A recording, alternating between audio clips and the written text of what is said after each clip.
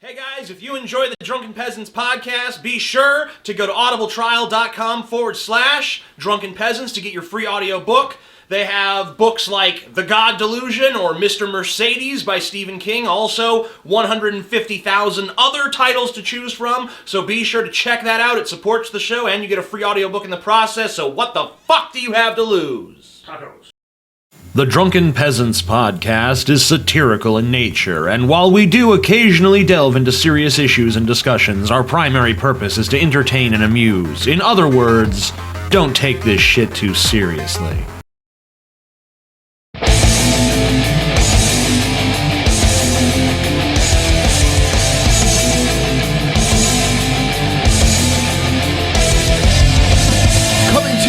From the frigid armpit of America, this is the Drunken Peasants Podcast with Ben and TJ, bringing you opinions of the news from an altered perspective. Fuck it! Say, man, you got a joint? No, not on me, man. I don't have facts to back this up. It'd be a lot cooler if you did. What the fuck you talking about, atheist? It's okay. You're nothing, TJ. You're garbage. I just want to be liked. You're garbage. And now, here are your hosts, 10 and BJ. We'll do it live. Zen Do and it live! CJ. Fuck it! Do it live! Fucking thing sucks! Welcome, everyone, to the Drunken Peasants Podcast, where we DP the fuck out of the news. I am Ben, and I am here with TJ and Scotty. Yes, Jesus. that is accurate. Yes. I am TJ. Jesus. Now, originally today was going to be a debate, but I pretty much killed that with my powers that I have. It was like, I don't feel like doing a debate, guys. Guys, you know what? I'm really gonna be busy, and I need to do a debate, and I don't really want to do a debate. I'm just gonna get cheesy The past. other people are complaining, guy. I'm just gonna get cheesy past. Yeah, no one gave a shit, and fuck the creationists, etc. That's an awesome song. And you know, Fuck the so creation. they told me like, you know, the creationists that I got might be upset. I'm sorry. I'm sorry to JF for going through the trouble of getting them. Yeah. Sorry to JF, But not sorry to the creationists. I mean, won't I am lie. sorry that I had to cancel at the last minute. I'm honestly not, so I won't pretend I am. Okay, that's fair. Scotty's being honest, everybody. But there's a reason. And mainly it's this, because today, DP is not just reporting the news. DP is making the fucking news, man. What do you mean, TJ? What do I mean? Our very own instigator and troublemaker, Snob and stalker. Benjamin.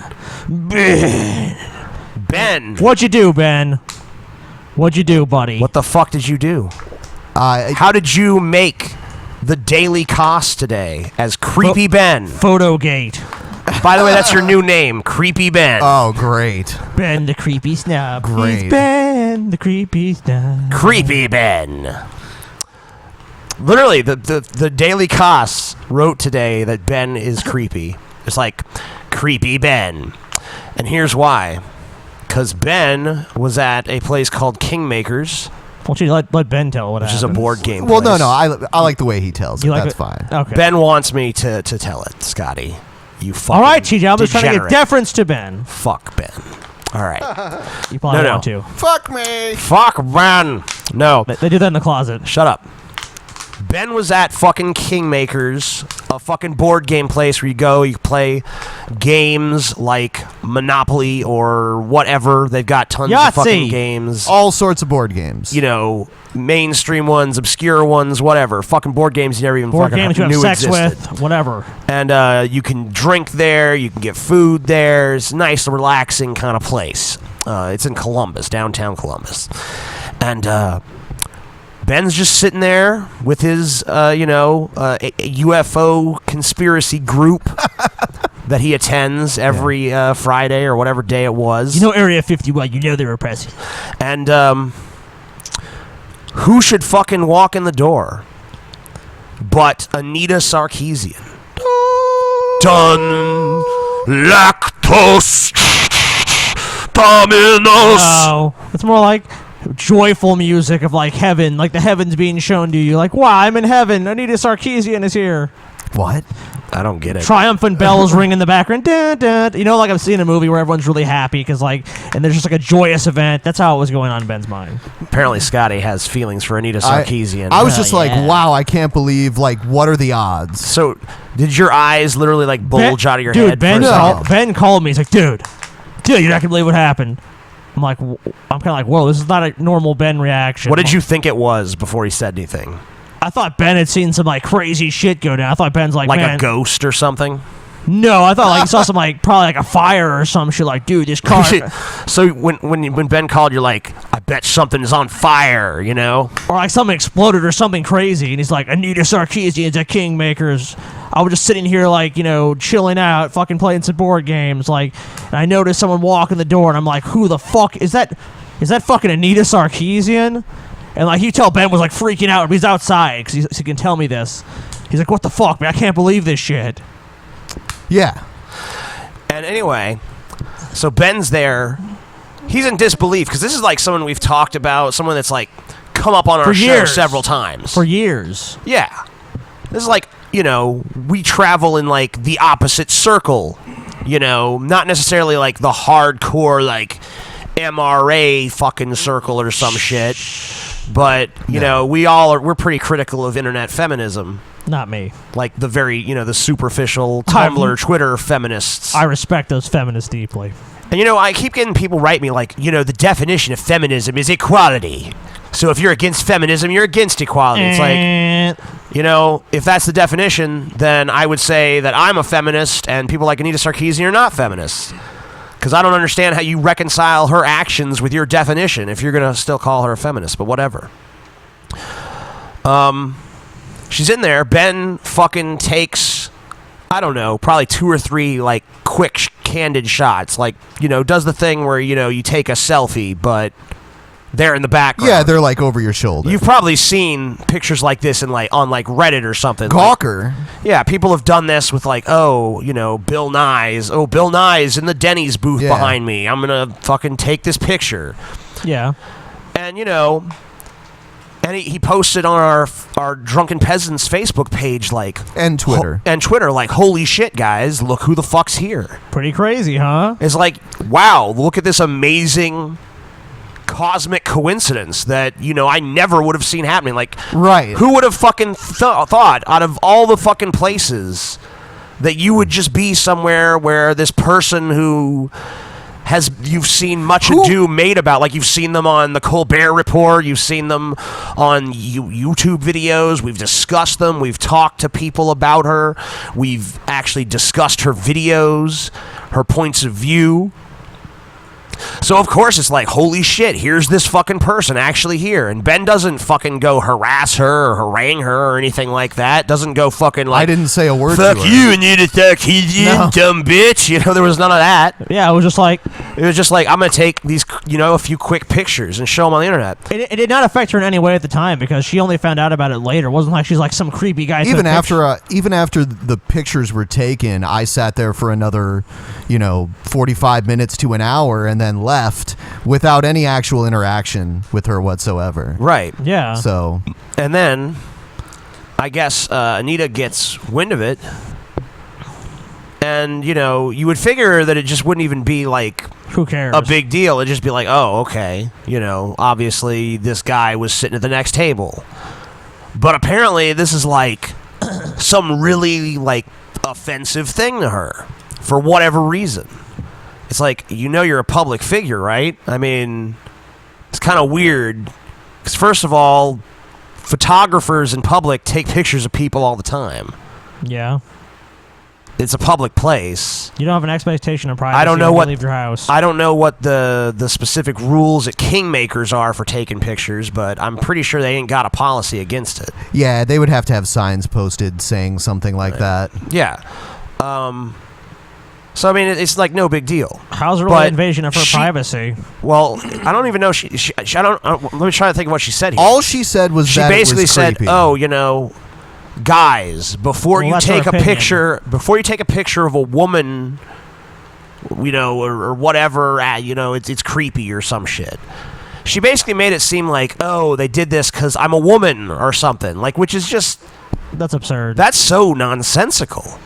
That doesn't even make a lick of sense. I mean, it's not like she's been on a fucking major news news show, but she's been on like CNN. She's been all over ABC, CNN, It's Comedy like, Central. Is she really gonna be like? He only took a picture because I was a girl. It's like that has nothing to do with it. It's Yeah, I who mean, you it's are. like literally nothing to do with it.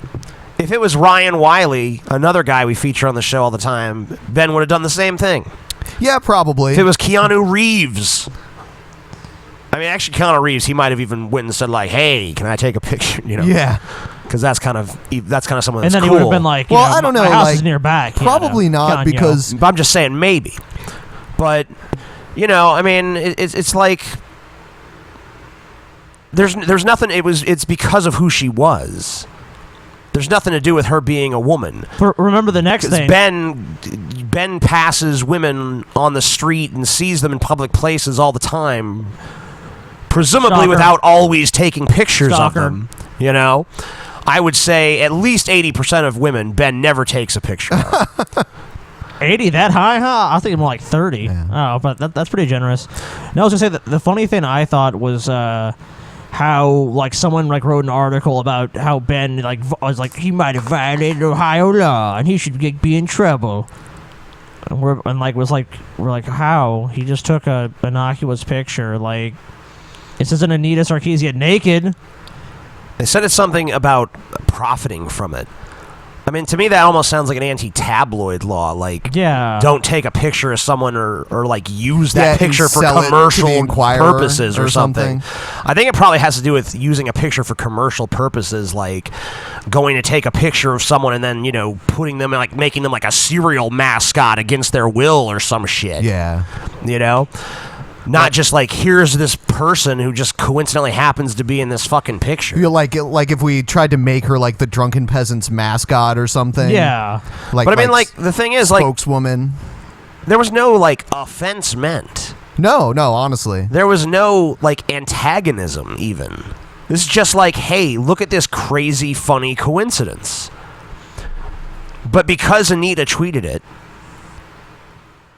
and tweeted that, oh, don't do this, then the minions of feminism, the fucking Anita lynch mob crops up. Kill all men, and that includes apparently even some journalists at some of these rags like the Daily Kos and shit. The thing with these journalists, I have nothing to write about. Oh yeah, I'm Anita Sarkeesian. Now I have something to write about. But I mean, it's funny because like instantly, even though I wasn't even there, even though I had nothing to do with it, I was getting attacked by people on Twitter like, the amazing atheist has extended his hatred of Anita Sarkeesian to sending his cronies to take pictures of her. And it's like, wow. Yeah, how I love how you just like the whole distort story. the facts. Yeah.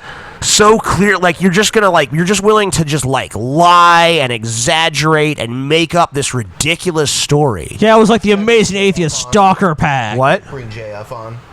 Sure, if you want to, yeah. All right. Yeah, someone was like, I saw that tweet to you. It was like the amazing atheist is stalker buddies. It's like what? But I mean, it makes it sound like you were there, like directing it or something. Yeah, like I'm sitting there in my like secret Dude, hideout, like Dr. fucking Claw. Dr. Claw. Yeah, you're like,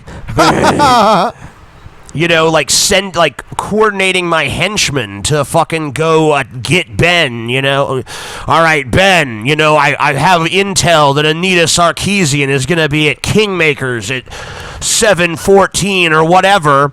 So you better head out there, with some other field agents of my sinister ASU, which never really went under, but in fact just became an espionage organization for militant atheism. we shall destroy her. Neck-bearded, fedora-wearing dude bros like myself.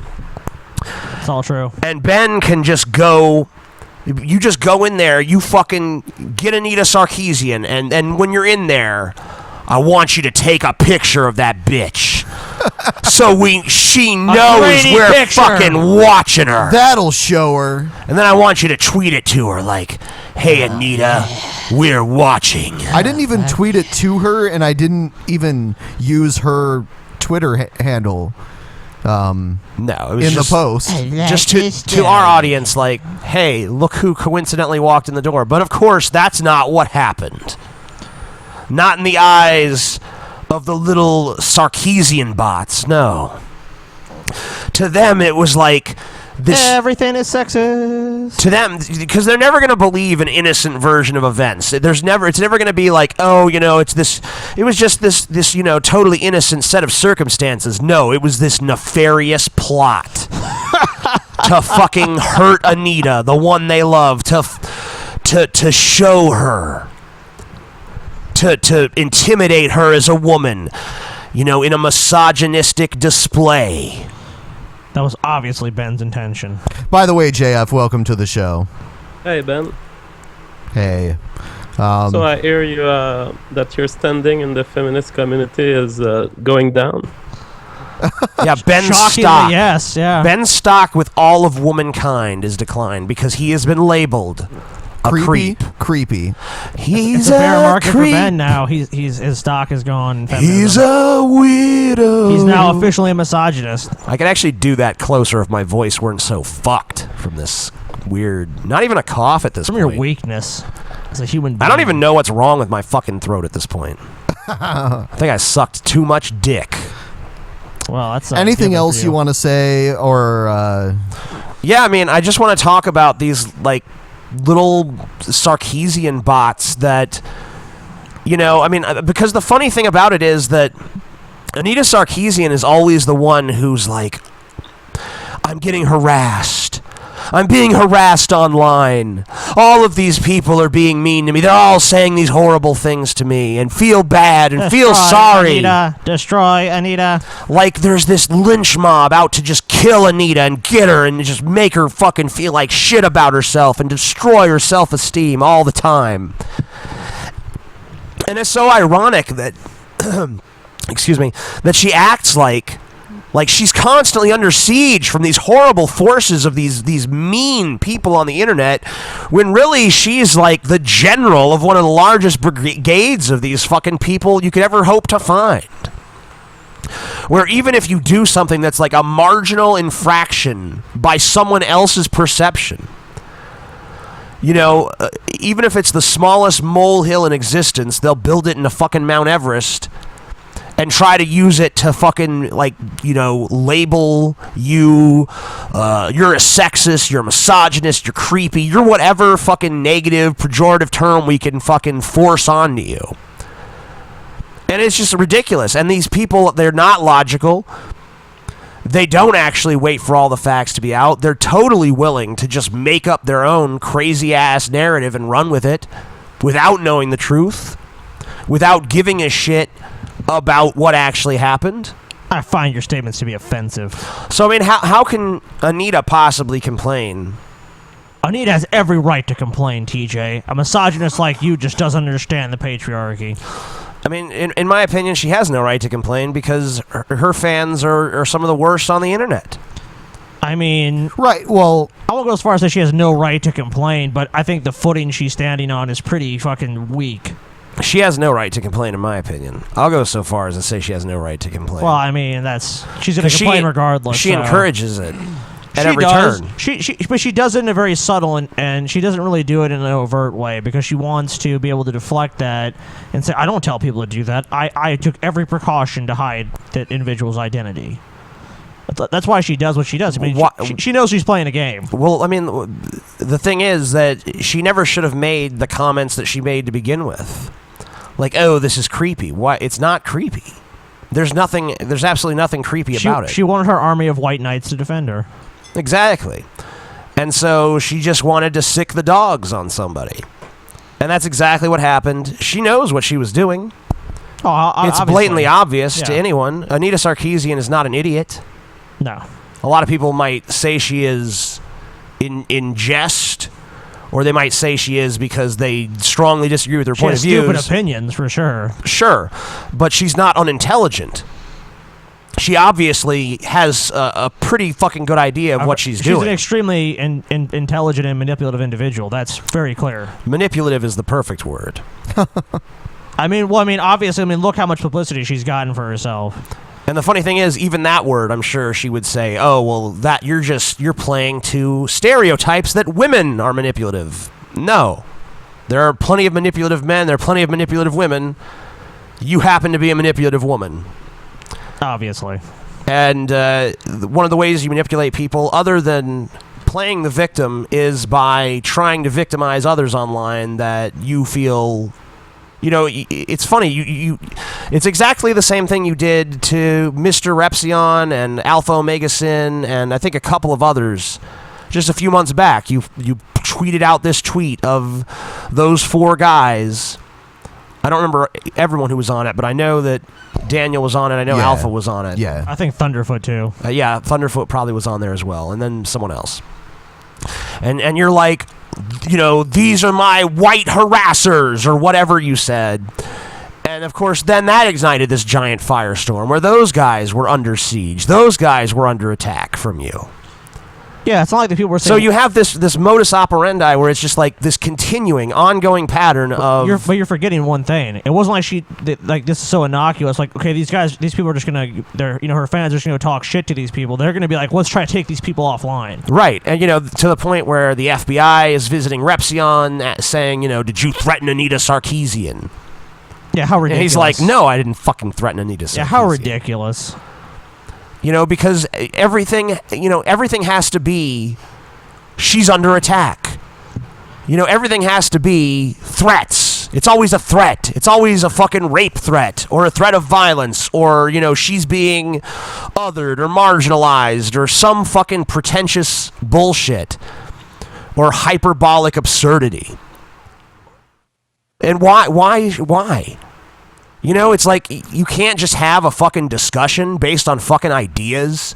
Are you that bereft of intelligence that we can't just fucking how many people, Anita, have pleaded with you? Pleaded to just have a fucking rational discourse. To actually discuss your fucking ideas. You're not interested in that. Why would she be? But why would she be? Why would she be? I would hope the reason she would be is because she has a fucking semblance of intellectual curiosity. Anita Sarkeesian is in this for profit. And anyone that cannot see that is just blind. I mean, you really must not understand Anita Sarkeesian when you can't see. Look, she's a fundraiser. She has constant for donations. I do see it, but... I would like she lied about her charity status. I would like to believe better.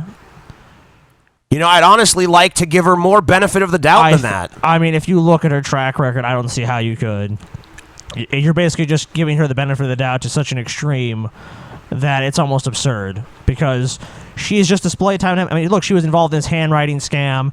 She basically put up this, not this auction, but this Indiegogo page. I only want like $6,000, or I think it was actually Kickstarter. I only want like $6,000. She knew she was going to get a bunch more than that. She wanted to have these very seemingly modest goals for a video series that she easily could have made on a much smaller budget, which hasn't even been completed. And she started another series.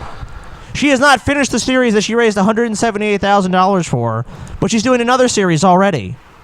Does this make any sense? What doesn't make sense to me is the fact that she will only acknowledge the most vitriolic dissent. She won't acknowledge anyone who's trying to put forth an argument. She won't acknowledge anyone who's just simply trying to, do the same sort of critiques to her videos that she claims to be such a valuable tool in evaluating media. It's like, I'm going to evaluate media for a living, but if anyone evaluates my media, then I'm going to say that they are a misogynist or, they're just lying to defend the patriarchy or whatever. And it's just like, I'm getting so sick of the tactics, and I guess I'm not really even sick of the tactics so much as the fact that it keeps working. Brett Keane is a fixture on this show. If you want a crowd that you can just lie to and manipulate nonstop, Brett Keane, you should become a fucking feminist. The atheist community caught on to your bullshit. The Christian community caught on to your bullshit. If you want a community that will not catch on to your bullshit, become a feminist. Because that's a community that'll actually embrace what you have to say, apparently, because they'll just fucking stand by as you tell lie after lie after lie after lie, present mistruth after mistruth, ignore legitimate argument after legitimate argument, give it no address, and just act like, no, the only people who disagree with me are people who want to do violence against me. This ridiculous, absurd position. And because you've taken that position as a direct result of you fucking being a liar, people like me come under attack as though we're launching some sort of sexist rape tirade against you. But look where it's gotten her. Of course, you propelled her to the fucking highest fucking rungs of society. So you can say all this to the point where CBS and ABC and fucking Comedy Central are just eating her bullshit. Yeah, you can say all of this, TJ, but look where it's gotten her. So I mean, from her standpoint, why would she change a single fucking thing? I mean, but that's the point I'm coming to, though. It's like, I know. My biggest point here is not even fucking Anita Sarkeesian. My biggest point here is, fuck everybody who continues to buy this bullshit. It's so obvious what she's doing. It's been so thoroughly explained so many times. Debunked. So civilly. So devoid of any actual attacks against her or anyone else. Just calmly and politely explaining. There's also been videos where people have not been so calm and nice, but there have been plenty where they are. And it's like, they don't, the Sarkeesian bots don't even fucking listen. It doesn't even enter their fucking little stupid pea brains. I mean, it's like you try to fucking explain something to you, you try to be nice, you try to be reasonable, you try to have a fucking rational approach, and they just blow up because they're fucking simpletons. Okay, and I can't even be polite anymore. Do you remember the time? I can't even conduct myself with any sort of like discretion. Do you remember the time you like some guy was trying to troll you on MSN? You're like, I'm gonna try to befriend a troll or understand this troll. Right. And you're like, you know what? Why do you hate me? What do you? And you talk to this person, they're like, well, basically just fuck you in the end. It's like, and you realize no matter how you reacted, even if you're the most kind person, I'm Jesus, the Jesus Christ of the internet, basically. I will take your abuse, and you're like, let's just be friends no matter what. They don't want that. All they want you to do is be like, they basically want you to be the monster they want. And that's what Anita Sarkeesian and her ilk want. They want you to be the caricature that they want to hate. They don't care about truth. They care about, hey, I want to attack this person because they don't agree with me on every little single issue and point, and I want to give them this, label, because they're not really attacking you. They're attacking what they believe you to be. You know what I mean? Yeah.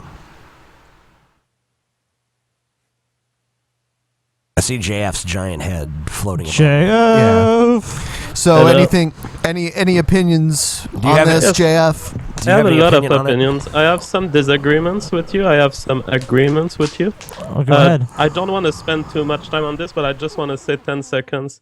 I had planned a debate with Hugh Owen. He had prepared, and I had given my commitment that we would be receiving him. And I'm sorry to him and to Thomas Seller. They were prepared to talk with us, and TJ has made a decision.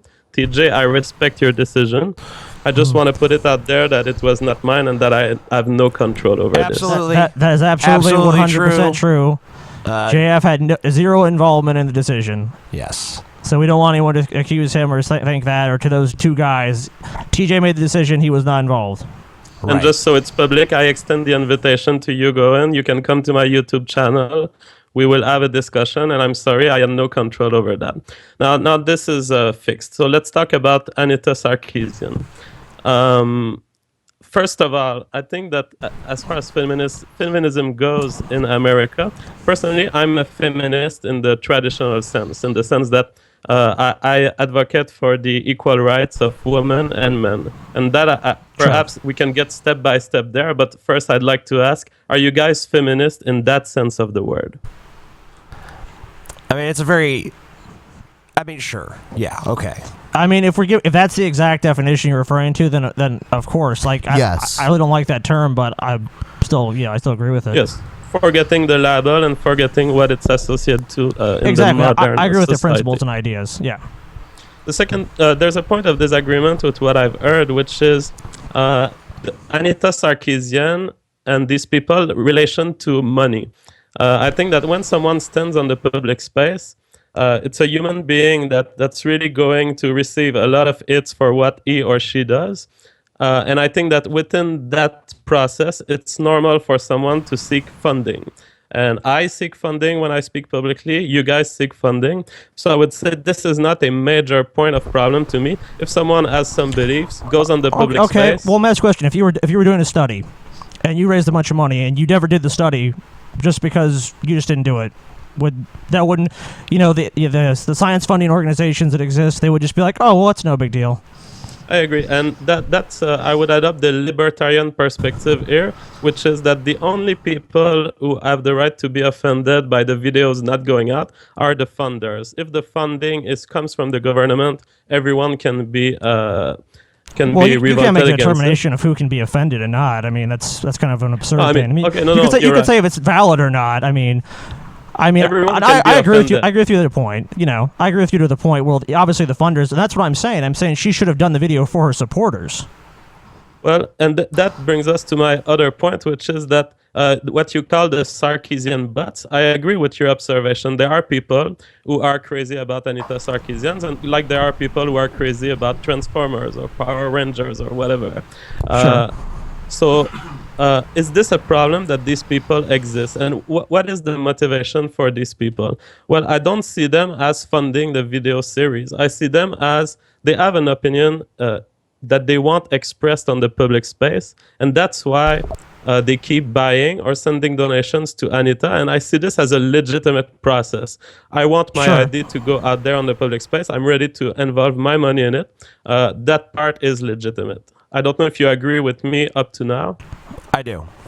Oh, I'm not saying she shouldn't have the right to have funding or anything. Right, I'm saying there is a profit motivation. I mean, look, I would say, and I mean that's fine. Even someone I vehemently disagree with, like. But I don't like the way it's represented because it's represented as a charity, and a lot of people kind of misunderstand what a charity is. They think it's like, oh, it only goes to this one thing, and oftentimes people can start charities to get rich. It does happen. I'm not saying I have no evidence that's what Anita has done, but that is my feelings on the matter. But another thing is like. But she should have the right to do it. I'm not saying that. Yeah, I mean, even someone like Rush Limbaugh or something that profoundly disagree with on every level. I think we still fundamentally agree that he has the right to do his own fundraising activities and invest his money or his fans' money in whatever he wants, and of course, people could take issue with what the money is going to or whatever, but you shouldn't be able to take issue. I mean, I guess you should be able to take issue, but you shouldn't take issue with the fact that he can do that. No, those people willingly gave the money. That's the machinery of a democratic country, sure. Well, the difference is I'm never saying Anita Sarkeesian scammed anyone. I just said that, that's what my feelings were. I think it was a little bit disingenuous, but does the fans have the right to give the money? Sure. And she has the right to receive it. There's no argument about that. I mean, it's their choice to do it. My bigger problem here, and let me just maybe focus you on this for a second, JF, because I'd really like to hear your opinion on this part, is, Anita Sarkeesian, much like a lot of these right-wing commentators, much like a lot of religious people, too, fundamentalist religious, I feel like, they have this flock under their wing, and she kind of fills their head with things that I think that she knows to be hyperbole, that she knows to be these exaggerations and distortions of reality. Because I either have to believe that she knowingly and wittingly distorts reality, or that she is like severely deluded. I don't think she's severely deluded. I think she's shown a pattern of, dishonest behavior. Such as, I'll give you an example of what I mean. Stuff like, saying that all the footage in her videos is going to come from her playing these games, and then finding out that she actually is, downloading videos. It was demonstrated that she did not YouTube and showing that instead. And then representing games dishonestly for someone who actually played the game. things like probably the most famous example is in Hitman, where there's a scene where you can kill 2 strippers and hide their bodies in a box, but it's counterproductive to the objectives. Yeah, of the it's game. counterproductive to the objectives of the mission. You're deducted points for it. It's harder to do it that way. The only way you would do that is if you just wanted to do it. So, chances are if she actually played that footage herself, who knows what percentage, if any, then she must have gone out of her way to just kill the 2 hookers or strippers and then act like, oh, that's just part of the game. That's like almost the point of the game. But there's no way that any honest person could have presented the material that way. So because she has this pattern of dishonesty, it leads me to believe that she knows when she's misleading people, and the way that she misleads her audience leads them into a fervor against targets who have done nothing to deserve the sort of harassment that they receive.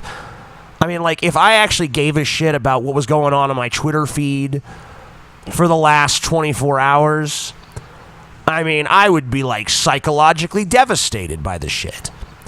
I mean, obviously, I've been on the internet long enough that my skin is about as thick as it can fucking get. But it's ridiculous to see the extent that, she will just sick the dogs on you for something that, she knows she's blowing out of proportion. She knows that she's being disingenuous. So, what do you think about that, JF? Well, I think that I've been reflecting about this a lot, and I think it touches upon a very important question, which is the boundary between facts and values. There is in America a moral discourse, a public moral discourse where some people are trying to get others to develop specific preferences. And so you have feminists who tell you should care about the rights of women. You have militants for pretty much any idea you have. I like the parallel you made with right-wingers.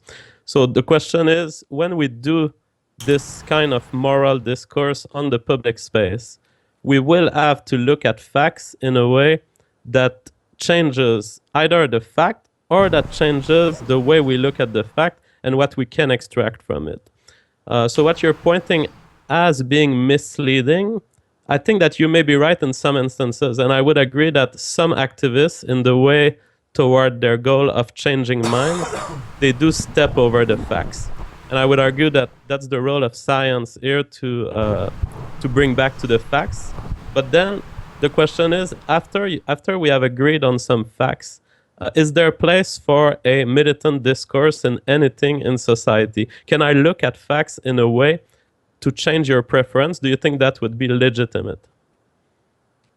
I mean, sure, through discourse and through debate that actually centers around reason and not distorting what your opponent has said. And I know that this is just how human interaction has been. I don't know how you revert it from that state. I mean, if we could, then we could probably fix our entire broken political system. Because we see the same thing happening in politics, where it becomes more about, the scandal that this person was involved in this scandal where this happened, and it's like, they're a liar, they're bad, we're good, yeah. And they devolve the argument as much as they possible. want to sell children into slavery, or some outrageous distortions and all this other stuff, and it's like, oh, okay, well. How do we fix that? We'd almost have to get everyone on to, like, we're all going to be more empirical minded, and we're all going to be more fair minded, and we're going to be more open minded. But how do you get people to all agree on that when it seems like it's in the best interest of people to be manipulative little shits? Personally, I've settled to conclude that there will never be a general agreement on moral behavior and what we should do and what we should think. I think I see societies and I see the political the political landscape not as being dysfunctional as you presented, but as being functional for those who maintain it. And so I think you can see society as a sort of war of signaling. So some people want you to care about them, so they signal it. If you listen to them, you give a little bit of your money or your time or your care to them, and people extract from each other money, time, and efforts. And as long as there is solidarity, as long as there is anyone in society who listens to these signals, they will continue doing it because it's beneficial.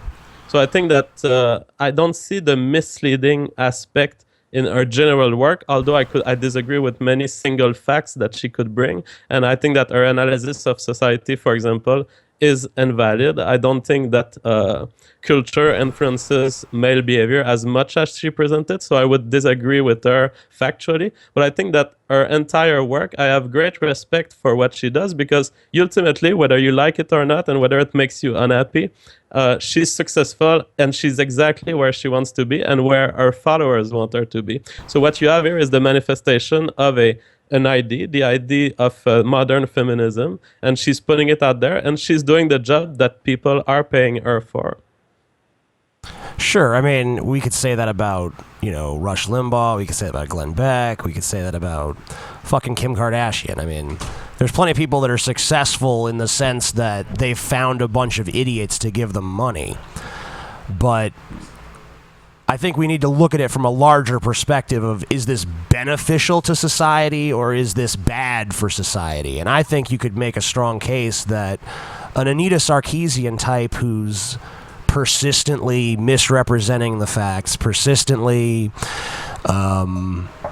basically just pandering to a particular audience and just saying, you gave me this money because you wanted to hear me say this, and now I'm going to say this, and you're going to give me more money, and then I'm going to say it some more, and then you're going to give me the money some more, and it just becomes this cycle of, basically, you guys are paying me off to have whatever opinion the fucking mass of you has.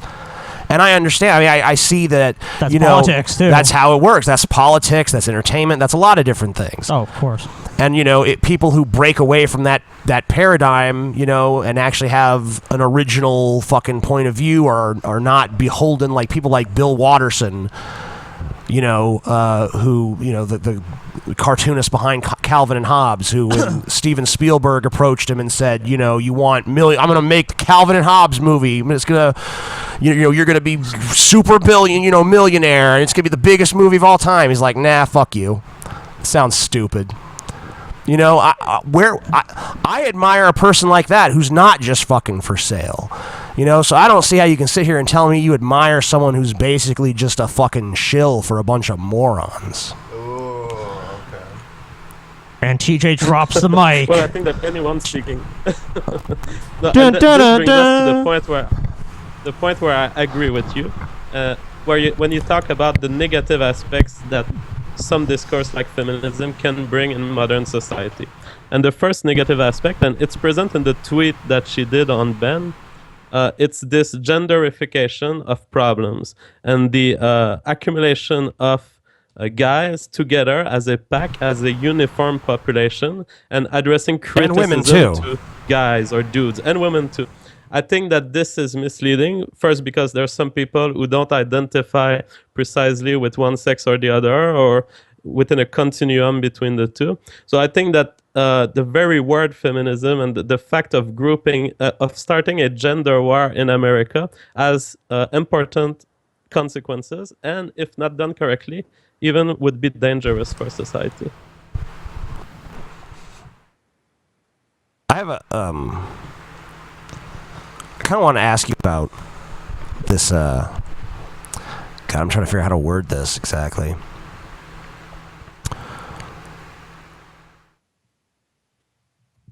There's this.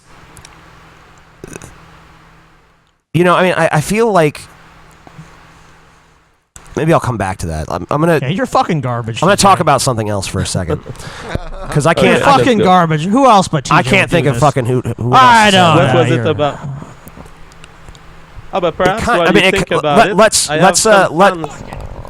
let's go around this fucking. I have another way that maybe it'll come around to the point I'm trying to make. Let's go revisit when you were talking about how the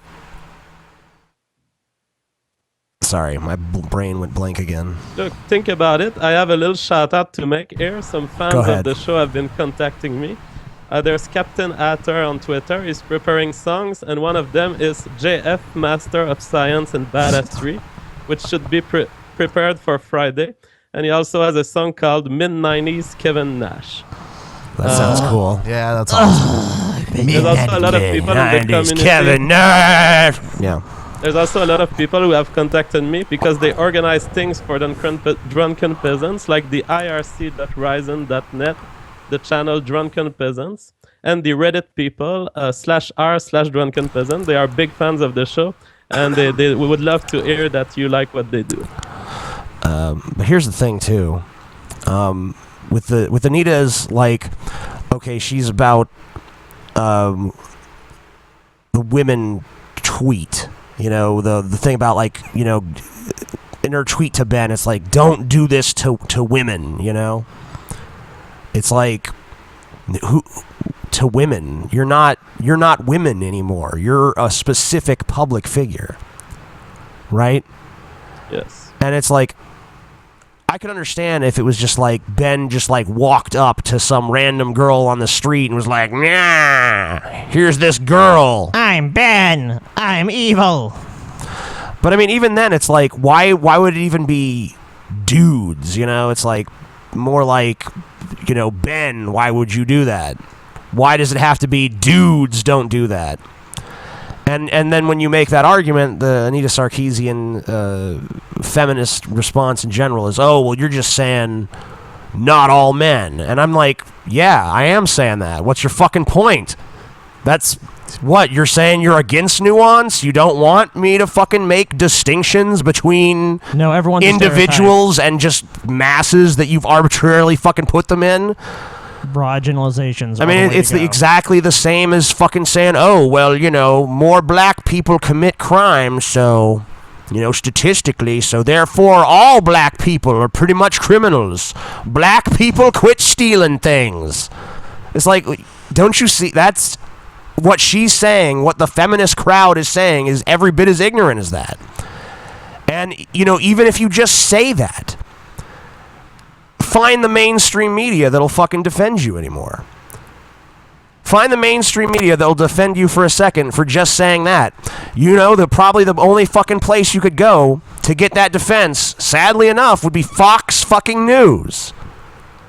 They're the only fucking station that would actually defend that fucking position, and they're fucking batshit crazy. But that's not a batshit crazy position. That's just totally fucking sound logic. Well, look at the media surrounding Sarkeesian. It's always this very softball, oh, you're wonderful, these people online are monsters, they're evil, they're an angry mob that wants to hurt and kill you, and you're just this great person. But even going beyond Sarkeesian to just, like, this type of feminism. Oh, yeah, it's becoming more and more I don't know prevalent. what you would even call it. I like to call it, they talking like, this is wave this and wave that. I mean, the wave shit is over. What it really is it's Tumblr feminism. It's Twitter feminism. It's the feminism of the social media age where, you know, the biggest problem is not what's legitimately the biggest problem. The biggest problem is whatever you can fucking ring the outrage bell the loudest for. And get the, you know, clicks and whatever views. you can get the most, like, you know, whatever's Video the most games are incendiary bing bing bing bing bing bing bing bing bing bing bing bing bing calling the fucking the sharks to dinner, you know? Throwing the fucking, you know, chum in the fucking water. Yeah, so this pooling into gender is one of the problem of some feminists. I don't think it's all of them. I think that I know personally very reasonable feminists who wouldn't do that. So I think that the problem, one of the big problems, for example, when they come with data that shows differences of salaries between men and women, those are averages. And I'm willing to look at the average, but I'm also willing to recognize that these averages don't tell the individual stories. And that the reality is that there are males out there who experience the economical system as being super violent for them. And they don't feel included when they see all sorts of public discourse that says, well, females should have a higher salary on average. They feel like they are at in the lower part of the mean for guys, and that they don't get attention. And I think that this frustration can cause the appearance of a movement that's as unjustified on that point as feminism, which is MRA, men's right activism. Sure.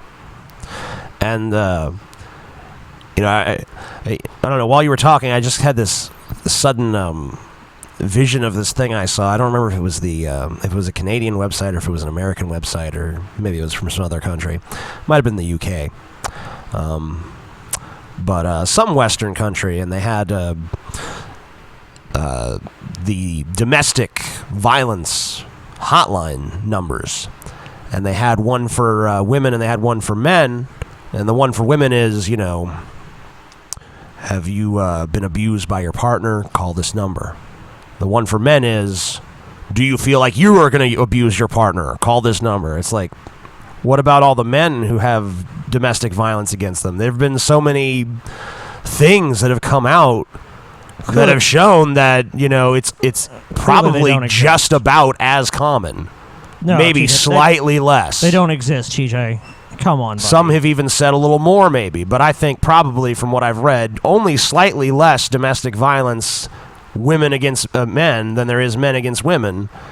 And yet it's basically treated as if it's invisible, or worse, as if it's hilarious.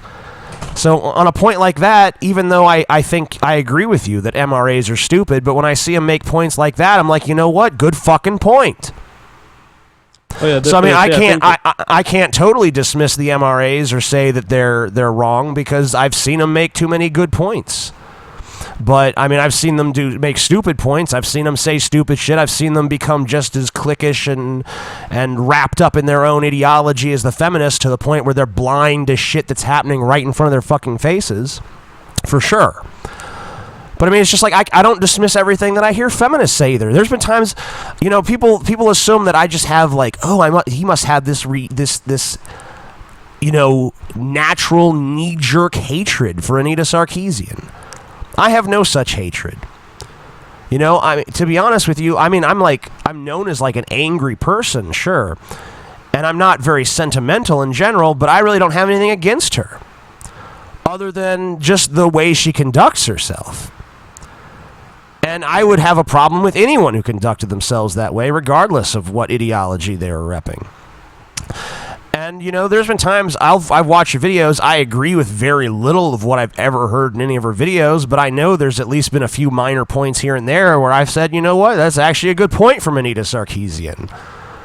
Usually not, and I can't even really think of an example offhand, but I mean, I know I've watched her videos and said, actually, that is reasonable. Right. She's not completely devoid of good points. Right. And I heard you say this when I was out of the room. I don't have anything against Anita Sarkeesian either, honestly. Ben, I don't even think Ben has anything pretty much against anyone, really. Ben's like the most, and that's the thing that really pisses me off about it, most of anything, honestly, is that Ben did this so devoid of malice. Okay. I mean, like, Ben is like the least malicious fucking person. But I have to ask you a question, TJ. Is Ben, in fact, a male? Yes. Misogynist. Yeah, you're right. Sorry. There's I don't know what I was thinking. What are you talking about, TJ? Ben clearly did this with malice and hatred in his heart. That's the only reason he did this. And he's a stalker and evil. So this brings us to the facts, because we've been building a lot of ideology here, but the fact that we learned today was about Ben taking a photo of someone he recognizes. I think that as far as this goes, it's legitimate. I think it's also legitimate of someone to say, hey, I find this creepy. Yeah, I agree. Sure, I mean, it's their opinion. Yeah, they're entitled to find it creepy if they think it's creepy. If that's how you feel, you can't help how you feel about it. You just can't change the way you feel about it. Can I tell that wedding story you told me earlier, Scotty? Which one? The one about your friend Matt's wedding. I don't remember, so I don't know. So the speech you gave. Oh yeah, that's fine. Oh, that's fine. This kind of relates to that. Scotty was at his friend Matt's wedding, and Matt's family's kind of, I don't know, not really reclusive, but they're very like a tight knit clan that's not like too much into the whole outsider thing, but not like total like shut-offs or some shit, but whatever. And so Scotty really didn't show him his real personality too much, but one day at Matt's wedding, I guess Scotty was drunk enough to make like a wedding speech that... No, I wasn't drunk or anything. Well, whatever. It's funnier if you're drunk. Yeah. Scotty was drunk enough that... Don't let the facts get in the way of a good story. I was stoned, though. Okay, he was stoned and drunk. And he fucking made this speech, and basically the concluding joke of the speech was, you know, and Matt, if it all doesn't go right, you know, divorce is pretty cheap in Louisiana. And everyone laughed. And, but afterwards, I guess someone, what was it, Matt's aunt or something? Yeah, an aunt or something. Some aunt or someone who was there. Female relation of Matt comes to Scotty and says, you know, why did you say that at the end about the divorce there? And Scotty's like, I don't know, it's just a joke. Well, I didn't feel it was very appropriate. And Scotty's like, okay. Well, I really thought it was in poor taste. Yeah? Okay. You know, I can't believe you said that. This guy's like, what do you want? I don't understand. You've made this clear. I mean, what's next? I think she wanted some sort of apology. And I was like, that's not going to happen. I mean, and this is kind of like one of the things, it's like one of these issues that, I mean, I just don't know how you address these things where people have these very different sensibilities about certain things you're supposed to say or do in public situations, and then, you know, there's no way you can reconcile it, and it's like, you know, if you don't, you know, you basically you either have to have a thing where it's kind of antagonistic, like, you know, I'm not going to apologize because I don't feel like I did anything wrong, but then they feel like you did something wrong. You know, how do you reconcile something like that? Do you kind of have like a Sam Harris view that there's like an objective right way to behave that people should adhere to, or that's worth even exploring? Or do you think that, I mean, whether you believe that's actually gonna happen or not, do you think that's out there, the perfect algorithm of human behavior and how we should react to each other, and when to accommodate and when not to accommodate, and so on and so forth? I definitely disagree with Sam Harris on this. I've even been writing in opposition to his book. Just to summarize, Sam Harris is saying that we can base our moral decisions based on the maximization of happiness of people around us, and that it should be a goal for everyone interested in moral decision making to maximize this level of happiness. I think that this is a view that discounts a lot of... There's a lot of problems with this view. It starts with the definition of happiness. So everyone has different definitions of happiness. And how do you deal with someone who wants happiness too much? What do you do with someone who says, I will only be happy if you let me make 100 babies and pay for them? Of course, we would say no. And so I think that there's TJ said impossibility. Yes. He's like, finally! He's like, I'll pay! But hold on, though. Hold on. I mean, like, look, if someone... I mean, you know, the person who says, I'll only be happy if I have 100 babies, I mean, like, chances are they probably would settle for something else. I mean... There you go, TJ. I would say, though, that, like, you know, why not just everyone be on heroin all the time or something? You know, just have, like, a non-stop free supply of happiness drugs just pumped into everyone at all times. Isn't that kind of like a Brave New World? Like, you know, give everyone Soma, you know, they're all happy, they're on drugs. Why? I mean, like, I'm sure he probably has some sort of counter-argument against that, because that seems like a pretty obvious one to make.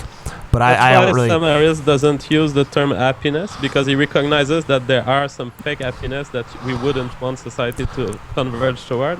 But there he claims, like, I have another term, which is well-being, and I define well-being as included not being, for example, addicted to drugs and having a more complete lifestyle. Okay, but hold on. Let's just say, though, that you had a drug that makes you happy, but not incapacitatedly happy, and maybe it's addictive technically because you're addicted to happiness, but it basically is just. It's just altering your brain chemistry to be like, I'm happy, but there's no real severe negative side effect. I mean, so it doesn't really seem like that would affect your well-being. I don't know if such a drug actually exists, but...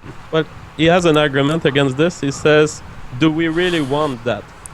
Do we want, for example, after someone we love died, to be really happy 1 hour after? And he says there is a function to unhappiness and to... feeling bad about some stuff, feeling guilty. And so there would be an equilibrium at some point where we include those bad feelings within our definition of well-being. So let me ask you, if you don't agree necessarily with what he said about happiness, right? So what would you, or not happiness, but you don't agree with his moral standard. So what moral standard would you say you practice in your day-to-day life in opposition to that? So I have a lot of moral standard personally. I have a preference, for example, for helping other. I love people. These are all preferences that I have as an individual. But I recognize that there is a problem when you start asking people to care for the well-being of others. There's a maximal amount that you can get, after which you're fighting against a process, which is evolution. I think that ultimately the problem with Sam Harris' thesis is that it is not an evolutionarily stable equilibrium. That is, in your perfect society where everyone cares about the maximization of people around them, there will be selfish people, and they will thrive because they will be able to drain much more services from others than they give. So do you think it would basically collapse for the same reasons as, like, communism doesn't really work because selfish people are not really interested in working for the greater good of all humanity. Of course they not. Just themselves. They want to be self-serving, and basically they're going to be such self-serving at the resource expense of others, hogs and shit that they're just going to. It's basically just going to be a system where they get fat and everyone else is like miserable. Well, I don't think it collapses, but I think the system would evolve toward a system where people don't care about the well-being, about maximizing the well-being of others. So I think that current society is an exact image of what you should expect after thousands of years of trying Sam Harris' thesis. But which society? Because there's so many. Well, that's the point. I could not predict where society would evolve. What I would predict is that people caring for the maximization of the well-being of others is not a stable point. We could reach that artificially, and we will be pushed away from it at some point. If not before, at least at the point where there is a lack of resources, and we have to make choices for who makes babies and how many. I was thinking about, I don't know if this was necessarily a study or what this was, but I remember reading about these machines that were basically just put in a resource contest against one another with basic programming, and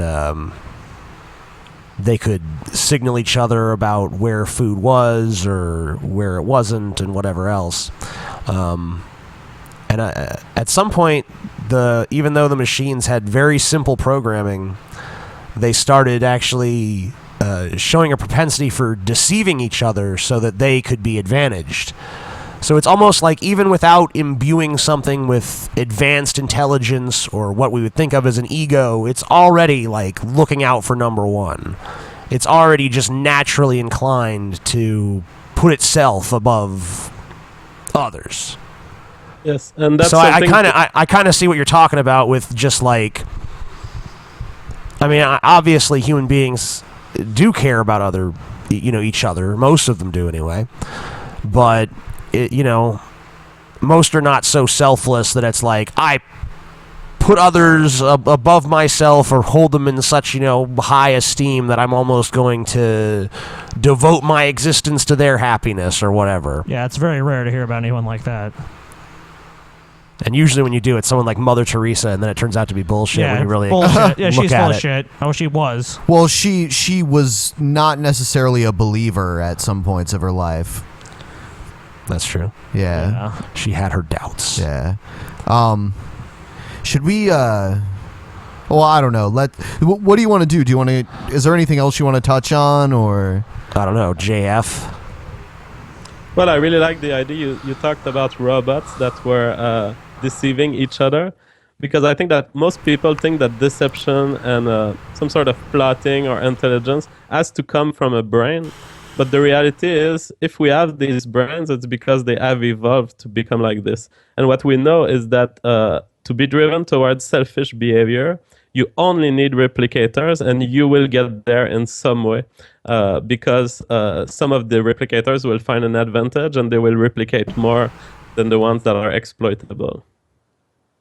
But yeah, if you have content that you want to look at, we can have a look. If you have some videos, or if you want to talk about other things, I'm up. Yeah, we can maybe look at something if you want. Okay. Videos. Maybe the catalyst to bitch about shit. Yeah, absolutely. That's what we're here for. I'll tell you what. And I gotta share screens with JF here. I disagree with you, TJ, because you're garbage. No. Those machines were trying to help each other. All right. Okay. Let's see. Okay. Play this. Okay. All right. So here is probably one of the strangest installments of Troll or not a troll. Okay, let's see. I would say roll the footage, Ben. Everyone's gonna be speechless when we're done watching this. Okay. Hey everybody, People Fox here. Today I'm going to be showing you something that I noticed on the Sims 3. You can actually adopt a child there, and it just appears in your house, and you can put it in the basement or do whatever you want with it. So today, I decided to go ahead and do that myself, because if you can do it in a game, why not in real life, right? So we're just gonna we're just gonna unbox my This has to be fake. Troll. The knife is too much. Yeah. This is definitely a troll. It's so fucking weird. I don't want to get her dirty. It gets really weird. We're gonna take a look at her. My new daughter. I haven't. It's his new girlfriend. No, daughter. His new daughter. Oh, okay. Right, to see her first. My beautiful daughter. Oh. Okay, Orange, you look very, very pretty. If he's a troll, he spent a lot of money on this fucking doll. Wonderful school uniform. You look ready to go to school and to. Yeah. I really hope this is a troll. I mean, like, you think a troll would just, like, spend all that money on this? TJ never thinks they're trolls. Well, I'm just saying, like, do you think that thing doesn't look cheap to me? You could have gotten it for free. You don't know how much he paid or for anything for it. Maybe he just found it in a gutter, huh? I don't know. I mean, it was clearly shipped to him. The bloody knife is the thing that kind of goes over the edge. Yeah. Because it's like, oh, okay, whatever. But if he wouldn't have done the bloody knife, I think I wouldn't. I would have said not a troll. Because what if the bloody knife thing is a troll, but he's kind of serious at the same time? I agree with TJ there. I think there's a base that's not troll. This guy has actually bought this puppet and might be crazy. But he's definitely crazy. Because the way he holds the knife in front of the camera, you can see that he could have watched it behind the camera. He wanted to show the knife in front of the camera, and he made a move for it. Right. I mean, like, he obviously wants to create a certain impression, but I mean, I think that the reason he wants to create that impression is because there's some kind of weird issue that's, like, making him want to present himself in this way. I think it's kind of maybe an exaggeration of a real personality. So, I mean, I guess kind of a troll, but also with, like, a not a troll core. Our first, like, kind of a troll. So yeah, somewhat troll. so I'm gonna Somewhat say of a like troll. somewhat troll. That should be like a stamp that comes on. Boom. Somewhat troll. Troll. Someone Not a could troll. use the audio that we just gave them to make one of those. No, Lord, not a no. That's more of a hill. Okay.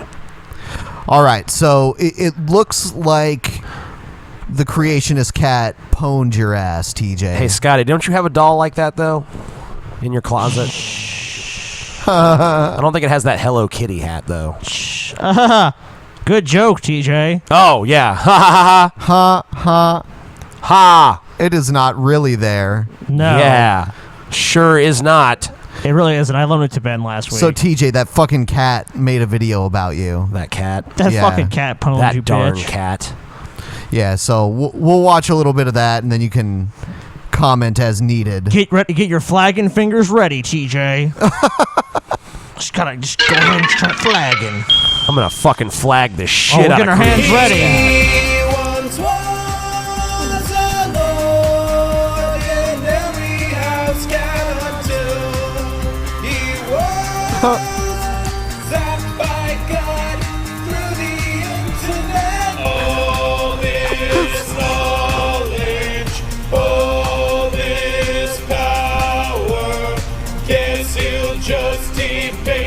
Some atheists on the internet.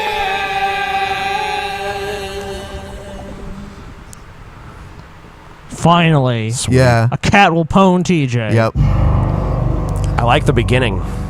Yeah. Boom. Kill that cat. Kill the cat. Kill the cat. You don't like the cat? Kill the cat.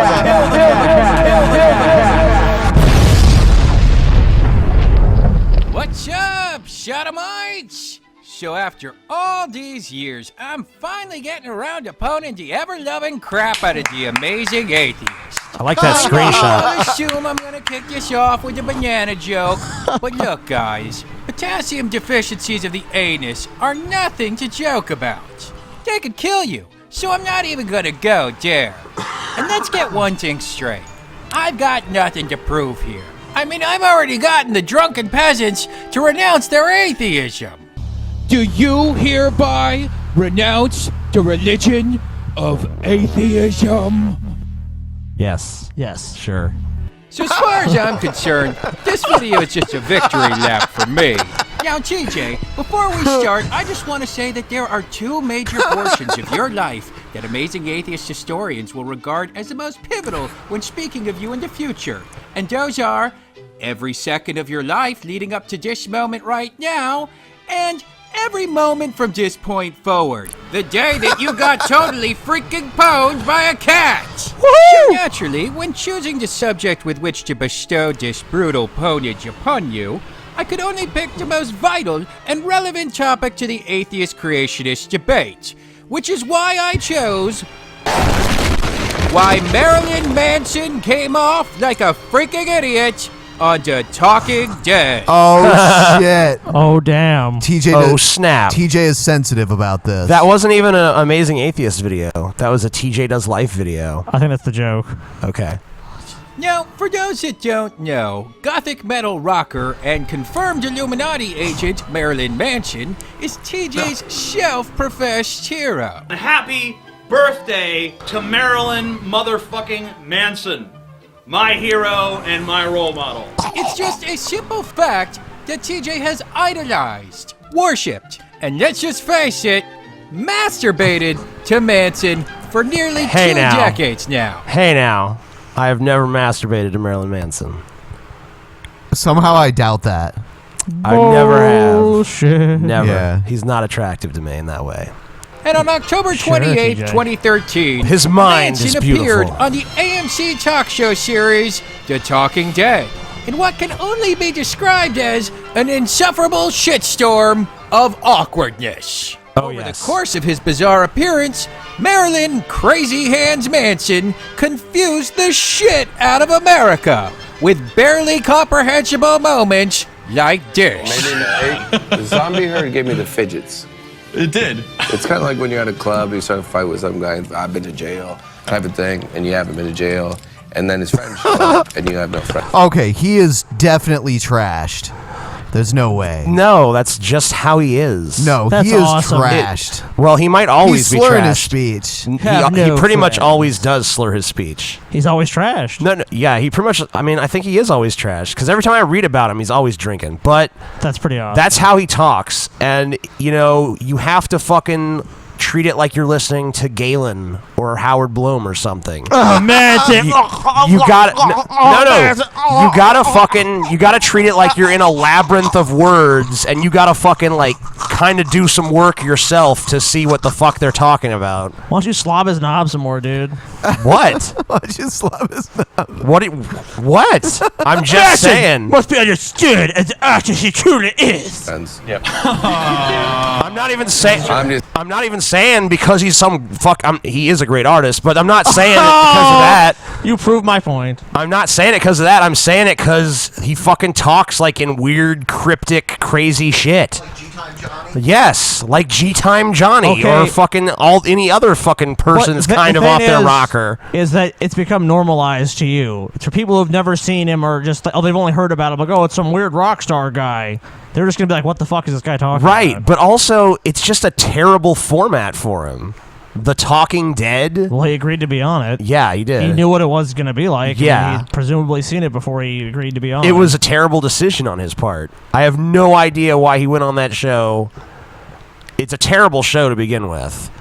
It doesn't even make sense for me to have a show where you talk about another show, not even in terms of like, we're going to analyze the show, but just in terms of like, oh man, do you guys think that, they're going to get together? Oh, what you think's going to happen with this? What about this plot point? It's like, is this just to like help stupid people kind of like fill in the blanks of what's going on with the show? I'm pretty sure that's what it is. That's pretty much just what it is. It's like, are you too stupid to actually follow the plot of The Walking Dead? Yes, I am. Watch The Talking Dead. Ben gave me the keyboard, which is supposed to enable me to play it, but I can't play it. Hit the space bar. Oh, shit. I did. But it's okay. We'll just bask in Mansonness. TJ's garbage and ruined the, That story ended sad. You told me that before the show. That was your story. I didn't tell you that story. You told me that story. What story did I tell you? That you got to fight with me at No Friends. Come. Yeah. Come back and join us, Manson. Yes. See, Chris Hardwick told him that before the show. He's just like, okay. I like that, like, very polite, like, I have no idea what he's talking about then. Like, haha, yeah. What happened, Ben? Here you go, buddy. All right. Appearance so bafflingly strange and balls out retarded that even longtime Manson supporters had this to say. I love Marilyn, but Jesus Christ, what the fuck was he talking about? Which brings us now to TJ. In a video titled Why Marilyn Manson Shucked on The Talking Dead, a dejected TJ, who may or may not have been cosplaying Steve Irwin at the time, attempted to rationalize why his hold idols... on. That is fucking hilarious. No, hold on. That's not an original observation because actually because that actually is. When I bought that shirt, I'm like, this is my Steve Irwin shirt. I also used to have I don't have either of them anymore. I used to have a David Attenborough shirt, like a shirt when I wore it, I looked kind of like David Attenborough, and I had a shirt when I wore it, I looked kind of like Steve Irwin, and that was my Steve Irwin. And I also had a blue one that looked like a David Attenborough shirt. Just as a side, for a second there, someone sent me a picture of the Iron Sheik having Hulk Hogan in the camel clutch, and someone put glasses on it, and it does kind of look like you. It's pretty Hulk hilarious. Hogan? Yeah, it's Hulk Hogan, Can I see it? I'll pull it up for you another time. But yeah, it's pretty funny. All right. Pitiful performance, suck big fat donkey doo-doo with these reasons right here. Let's start with points 1 and 2. He does not answer questions like a normal human being. He's not the right kind of person to put in that situation. Now, technically, while both of those reasons are true, Shut the fuck up. What are you fucking talking about? You act like you fucking some, like, not a Manson fan or some shit. He's garbage. Yeah, whatever. You fucking are just as much of a fucking Manson kiss ass as I am, or pretty damn close. So I don't know what you're talking about. But I mean, like, I'm confused. He's TJ. not. I mean, just go read a fucking interview or go watch any interview with Manson, and he's like gives the most rambling, TJ, crazy fucking answers. Creationist Cat is just wiping the floor with you, dude. Yeah. Just take your beating, man. Oh yeah, that does look like me. Take your fucking beating, dude. I'll put it up for just a second so everyone can see. There's TJ. Yeah, it's TJ's in the camel clutch. Oh yeah. He's making you humble. Anyway. I'm sure Hogan probably won. Yeah, he probably did. had no real explanatory power. They shed no light on why Manson was less coherent than a stuttering, half-retarded dog with Tourette's syndrome that night. So but hold on, ultimately, hold on. These points are worthless. That's bullshit. Because if you actually watch the show, like, yeah, there's some awkward moments, but there was plenty of times where he actually was pretty cogent, or he was trying to build up to something, but it just got like cut off before he could actually get to his point. Like, he was trying to talk about the symbolism of fucking Rick's hat and how it, you know, was passed from, like, father to son and what that meant in terms of, like, and he was trying to, like, bring, like, cinematic references into it and talk about, like, where, you know, certain influences had come from and shit. But, you know, the format just wasn't conducive to that sort of fucking discussion. Sounds like a bunch of art house mumbo jumbo. Yeah. But Manson is an art house mumbo jumbo motherfucker. That's who they fucking invited on the show. Can't have your cake and eat Dude, it too. this cat really knew how to fuck with you. Yeah, how he to push did. your buttons. It did, you know. He really fucking, of all the video, like, he could have gone after any of those videos he showed, and I'd be sitting here like, whatever. But he's like, you going after Manson, bitch? Stay the fuck away from my man. I applaud Creationist Cat for this destruction of TJ. This is horrible. This is the first time I've ever really felt truly punked on YouTube. Creationist Cat is destroying you. Creationist Cat. We'll have to bring the Creationist Cat on the show. No, I'm traumatized. Yeah, I'm bringing him on. I can't even handle it. He's coming on. We're bringing him on. No, man. I feel like But a to knife be fair, has been these plunged are into my TJ's heart. lesser arguments, so let's move on. He didn't really understand the format of the show. Now, I'd like to think that perhaps TJ was smoking PCP, airplane glue, and crack simultaneously when he came up with this explanation, because it might just be his worst. Not only would anyone comprehend what the format of the show is by watching literally 30 seconds of it, but also during a few of the rare lucid moments mentioned. Rare lucid moments. Let's let him complete the point before I. Do you want to pet the cat? Be honest. No, I want to kill it. No, you love the cat. No, Pet the cat. I might have before he started talking shit on Manson, but now I want to fucking sacrifice him to the devil.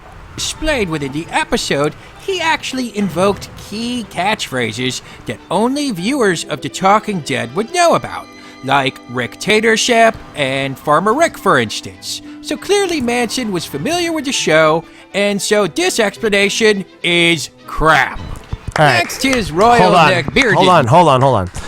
Well, no. What I meant by that was simply, maybe not necessarily, I mean, like, because I have no foreknowledge of whether Manson really understood the format of the show or not, but regardless of that, he wasn't really complying with whatever the format was. I think maybe he had, like, this big grandiose idea that he was going to go and, like, elevate discussion, and that's why he was trying to make references to, you know, all these art films TJ and the pretends to symbolism know the mind and and all this will other of shit. Marilyn Manson. So, I mean, what I was basically saying is, you know, maybe he did understand it, but he clearly wasn't complying with it. Pure speculation. So, pure speculation. Yes. maybe a bad decision on his part. Can't function in a fast-paced panel discussion format where he's not the focus. And as evidence to the contrary, I submit Manson's appearance on IFC's Dinner for Five, in which a very cool, collected, and highly articulate Manson found no problem standing toe-to-toe conversationally with the likes of Jon Favreau, Daryl Hannah, and Andy Dick. And at no point That's such was a the weird group of mere Okay, fact- hold on. If you actually watch that Dinner for Five appearance, you know, the only two that are really talking the majority of the time are Andy Dick and Marilyn Manson. I'm not surprised. So it was really that one. That appearance was almost more of a conversation between Andy Dick and Marilyn Manson. And by the way, the subject matter that they focused on was mainly like, you know, films, which everyone around understood film, and then they also had discussions about like, you know, crazy times they've had. So I mean, it's not like, you know, there's not, and it was a very free-form discussion where you could take it anywhere you wanted to. There wasn't like this strict formatting of like, no, you're supposed to be talking in fucking, you're basically supposed to talk in sound bites that are supposed to advertise The Walking Dead. Ironically enough, recently I heard that Daryl Hannah has like crippling social anxiety issues. Yeah. So that's kind of ironic that you said that because she was there. She probably hardly talked at all. I don't know Yeah. why she would be on such a show. The only time the only time I remember her getting involved in that discussion was when Manson was talking about how her makeup in Blade Runner had inspired some of his makeup on stage. Oh, yeah. I remember that. I remember that scene in the movie. Yeah, so we'll play a little bit more of the cat and then we'll move on. That Manson was making sense, such a triumph that host Jon Favreau said anything remotely like this. I'm so excited. I'm understanding what you're saying. I'm so excited. I'm so excited. Obviously, Manson had the capability to perform in this format, so this point is garbage. But it's not. Next, Hold on. TJ It's claimed not the that same. was- TJ, you're It's garbage. Not, it's not the Talking Dead is not the same format as Dinner for Five. If you watch those two appearances, first of all, Manson's appearance is not as bad as you're making it out. Exactly the same. And second of Same all, show. it's a very different format. Wildly different. Same show.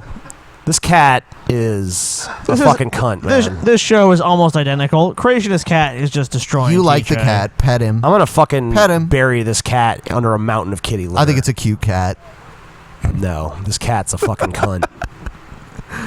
I like the cat. This cat's I great. hope maggots eat its eyes. Often cut off, making his unfinished points seem like gibberish. No, TJ. Manson continually interrupted the conversation with gibberish. The Woodbury Group does not know Rick as any kind of a leader at all. For Jack's general words. Having to run off in the woods. Yeah. So they're way behind Well, coming up we have side. But It's almost like yeah, the Jim Sophie's Morrison, choice. president of your own device. I don't know what you're talking about. You know, I have no idea what you're saying, but it's fine. I mean, like, I don't know what the context of those was. So, I mean, you know, maybe that was gibberish. Maybe I could have found the thing. Maybe that I could tell you what they actually what he was TJ is saying truly at the an time. apologist in this case. He is a Marilyn Manson apologist. I'm just find fault with what I'm saying. Midnight is Marilyn Manson. If you guys have a counter argument, midnight is Marilyn Manson. So beautiful. that wasn't even mid '90s. Yeah, late 90s Marilyn Manson.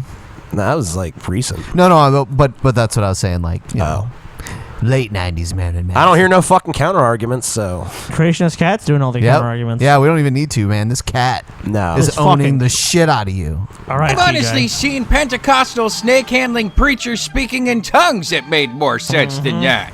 And I have to say, I really take freaking umbrage with this explanation, TJ, because you're kind of throwing the rest of the guests here under the bus. Jack Osbourne and Gail Ann Hurd suffered through the most totally fucking awkward hour of their lives together that night. I mean, if that look they're giving each other right there doesn't say we will forever be inextricably linked for enduring this horribly fucked up train wreck together, then I don't know what. Gail Ann Hurd is the producer of the show, for Christ's sakes, and she was continually interrupted and forced to participate in conversations about zombie defecation and Jack Osbourne's genital warts. And poor fucking Jack Osbourne! Look at him! That is the expression of a man who gladly would have thrown years of sobriety out the freaking window in a heartbeat if he only had a drink in his hand. But I mean, if you actually watch before the show, there was like a preview for the Talking Dead that was done in the commercial segments before that episode played, and the guy asked the panel like a pre-show question that, you know, was supposed to like whet people's appetites before the show goes on. It was like, you know, who are you feeling most sorry for in the show right now, or something like that. And Manson said, you, like Chris Hardwick. It's like, because what I'm going to put you through tonight, basically. You know, so to some extent, Manson was there to fucking sabotage the show with that kind of shit. Like, I'm going to talk about Jack's genital warts. I'm going to talk about zombie defecation. Just like if someone like me was on the show, I probably would talk about some shit that was off the wall. Apologist. Oh, okay, I'm sorry. And Scotty would too, despite his TJ fucking convenient TJ now fucking is an hatred apologist of his fucking siding with Creationist Cat. Creationist Cat is a brilliant cat. To annoy me. TJ, my capitulation to Creationist Cat is completely sincere. No. Now, these guys weren't to blame. I'll tell you what's to blame. And yeah, you had some other reasons, but they're crap. I'll tell you why Marilyn Manson sucked on the Talking Dead right now. Are you ready? Dude was shit-faced. There, that's all you need. You didn't need to make an 8-minute video to explain that. Hold on, though, but Manson's always shit-faced. That's the worst explanation of all. Because Manson is like... He was slurring his speech a lot, TJ. Manson's drunk like 99% of the time I've ever seen him in any sort of public appearance. That's why he's aged like 20 years in the last 5 years. But actually, I mean, I don't know. If you look at him now, he doesn't really look He as actually does- aged, because he's kind of like lost some weight. He actually does look better now. Gotten yeah. a little bit more fit. Yeah. Although apparently he's still eating at Denny's because he was punched there recently. I mean, look at how confused he is to see Jack sitting next to him right there. And then he's like, That oh, was yeah, pretty he's supposed awesome. to be there. It's cool. It's He was fucked up. That was great. He's like, oh shit, there's people here. I would imagine Manson, I mean, like... That's fucking awesome, If you're going to say dude. shit-face, I think you got to say there was more going on than just alcohol. Oh, more than likely he was stoned, too. Because, you know, I would imagine that if Manson's like that... If Manson's to the point where even he is, like, not able to function at his normal level, then there's got to be, like, more involved than just booze. Because I've seen the motherfucker totally shit-faced doing interviews All right, and shit. let's move on. I think you've basically defended Manson enough, TJ. No. You've white knighted him enough. I'm going to fucking kill that cat. Personally, I don't subscribe to that theory. But if we choose this as the suitable explanation, then at the end of the day, the reason for how he acted is still drugs. So you know what just happened, TJ? You've been pwned. Oh. You've been super pwned. You've been Tommy Lee pwned. You've been E.T. pwned. Oh, shit. But that's not all, TJ. Not only have I pwned you, I've pwned your gods! You're nothing without Manson, TJ! Nothing! Now look upon your broken gods! You failed me, TJ! You failed me! You're nothing, TJ. You're garbage. I just want to be liked. You're garbage, TJ. You're fucking garbage, TJ. All right. Okay, so we got to work that into the new intro whenever that happens. Like, we have to have Manson saying the "you're garbage" line now. So we got to steal that from Creationist Cat and put that in there. What do you think? Yeah. Yes? No? Maybe Should we fucking announce that we're fucking looking for new intros? Cause I think you just did. Yeah. People should make us intros because we're kind of like sick of ours. But I don't know. We might need to record some like audio for it. But just putting it out there that probably pretty soon we're gonna be looking for people to do it. So maybe if you guys have any ideas. I have an idea. Why don't you shut the hell up, TJ? Looks like Brett Keane recently said a fake Christian who's actually an atheist is trying to destroy his YouTube channel. And his family? No, just his YouTube channel. I thought I was going to say family. Hello, ladies and gentlemen. My name is Brett Keane from God TV Radio. If you all want to continue watching my videos, then I would ask that you go to my description as well as in my comments and click on my new YouTube channel. You can go there and subscribe and also be able to watch any new content that I upload to YouTube. Oh, goody. There is an individual out there that is pretending to be a Christian who is actually an atheist who has set me up in order to false DMCA me. This motherfucker is Now, like it hasn't the little engine that shouldn't. I've been set up by the government. JF, what's your opinion on Brett Keane? Do you know much about him? Have you heard what we've said about him on the show? I know pretty much everything. I have very little opinion. I'm not very interested in what he produces. And I think I'm that so shocked. he's incoherent sometimes. So I'm not against him, and he can say whatever he likes, but he's not interesting to me intellectually. We here are all collectively shocked Yes. to make such a statement. Brett Keane is the most interesting man in the world. Caused any real damage to my YouTube channel, but every day that I wake up, I'm bombarded Brett, with you do false enough damage DMCAs. Now, I have no idea how YouTube is going to handle this. I don't know How if do you one get day I'm bombarded with false DMCAs? It seems like if you were bombarded, like your channel would just be shut down, like instantly. And also a DMCA, if it's false, I mean that can actually like hurt the person who filed it. Like all you have to do is do like the easy proper countermeasures, and if indeed the DMCA is false, nothing would happen to your account. In fact, something bad would happen to the person who filed it. There'd be legal repercussions for them. A DMCA is like that's you using a fucking legal tactic against somebody, basically saying I own this content and they're trying to make money off of it. They're trying to monetize it in their name. It'd be like if I post fucking the Avengers to my YouTube channel and monetize it or something. Yeah. And I got served with a DMCA.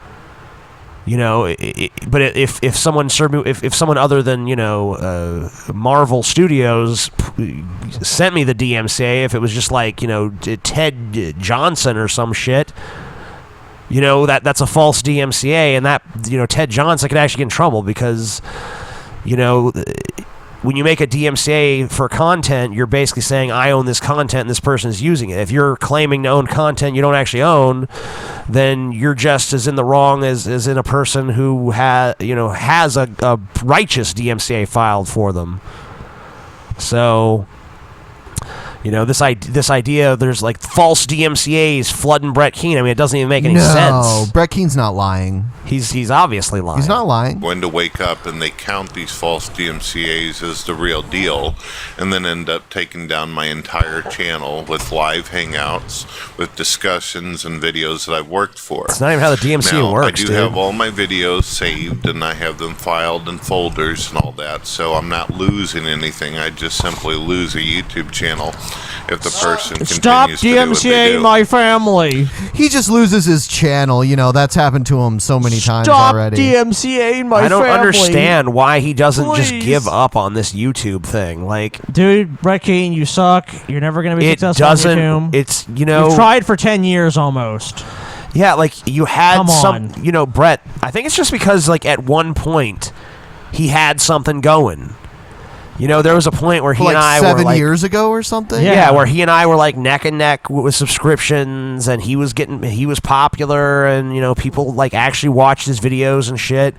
Brett, that's never gonna happen again. Okay, your reputation is fucking destroyed, and you don't even make videos that are good at all on any level. I mean, like I don't even know if they ever were, but.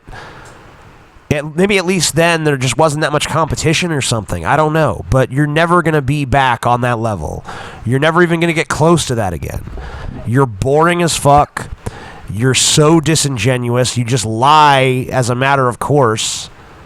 And it's fucking so blatant and so obvious that every community you've ever been a part of has realized eventually that you're poison. Yeah, you betray your allies. That's like the biggest problem, I would say. Now, some of you out there might be interested in what's going on and how this happened to me in the first place. I described it briefly in a video not too long ago. But I'm going to give you a little bit more detail of what happened. Oh, why? An individual by the name of McKay reached me through Skype. They stated that they were a fan of the Amazing Atheist and the Drunken Peasants, that they had seen me on the show a while back, and they asked if they could have conversations with me. Upon adding them to my Skype, I began having conversations with them, getting to know them. They continuously claimed that they were a Christian Universalist. The individual started adding everybody that I know to their circle. This is the girl Mackenzie that came on with G-Man on episode 100. That's who he's talking about here. Oh, she's a secret atheist, huh? Yep. Okay. They started getting in contact with individuals like G-Man, Rand Campbell, and many more. The individual was like a leech, a parasite who started connecting. So do we still have her on our Skype? Yes, we do. Is she on right now? Who knows?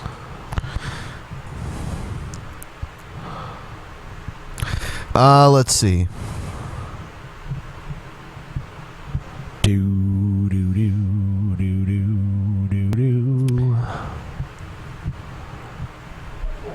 Yes. Caller. Go ahead and I'll play a little more and I'll see if she's available. I'm not going to just call her. We're not going to bombard people. Networks and all the people that I know. Pussies. The individual then went on to stating that they were a graphic designer and that they were willing to help out other God believers out there by doing design work for them. God believers. Yeah, when the individual looked at my channel, they stated that they could do so much nice work for my YouTube channel, and that they would do it for absolutely free. All I'd have to do is sit down with them and describe for them what it is that I'm looking for, what my vision is of graphics and images to be used on my YouTube channel. Me and the individual named McKay sat on Skype and we talked for hours discussing what it is that we wanted as the banner, as well as some imagery that would run throughout the videos. At the very beginning, right where you see the intros in some of my videos. There's about, I'd say, 20 to 25 videos out there that actually have this image of God TV Radio on it, which is clearly my trademark and logo. So you're following so far? So basically, he met this girl who was a fan of our show. She says she's a universal Christianist or whatever. Universal, yeah, like a universalist. And then next thing he knows, she's fucking offering to make art for him for his channel. And I'm guessing that they had a falling out, and now she's DMCAing about the art, probably. Yes. Okay, I feel like I follow that. Are you there, Mackenzie? Hey, guys, hey. So we were just watching a Brett Keane video. Which I don't recommend. Yeah, but anyway, he's talking about you. He says you are false DMCAing him. What's the story there? Right. You want to give me like the entire like summation from beginning to end, or what do you want? Just give me the whatever details you feel are pertinent. Right. It started with him being typical Brett Keane. He said, "You're going to remove these people off your Skype list, or else I'm going to remove you." Right. Wait, hold on. Hold on. I'm already kind of lost. Whoa! Shock. So Brett Keane made a demand. What was? Were you guys enemies at this point, or what is the deal? No. This was before all that. This is at the very beginning, right? Okay, so you guys are friends, and then he said you're going to remove who from your Skype list now? Specifically, G-Man, Rand Campbell, who you know from last time I was on, and then a person named Nadia, who I don't know if you know or not, but she's a transgendered atheist who really needed help, and we helped her out a lot. So wait a minute, but why did he feel instantly like he had some entitlement to tell you like who you can have on your Skype and shit? If you just met each other, this is towards the beginning. No, we knew each other for about a month at this point. Oh, okay. This was just, but still, I mean, that's kind of weird after a month to be like, strange behavior.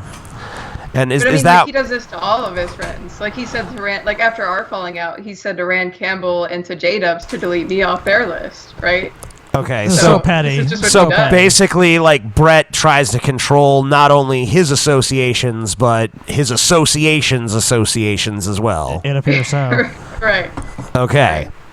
So go ahead with the story. Right. So then I of course said no. You know, I'm good friends with these people, even though G-Man doesn't consider me a real Christian. But whatever. You know, we're still good friends and whatnot.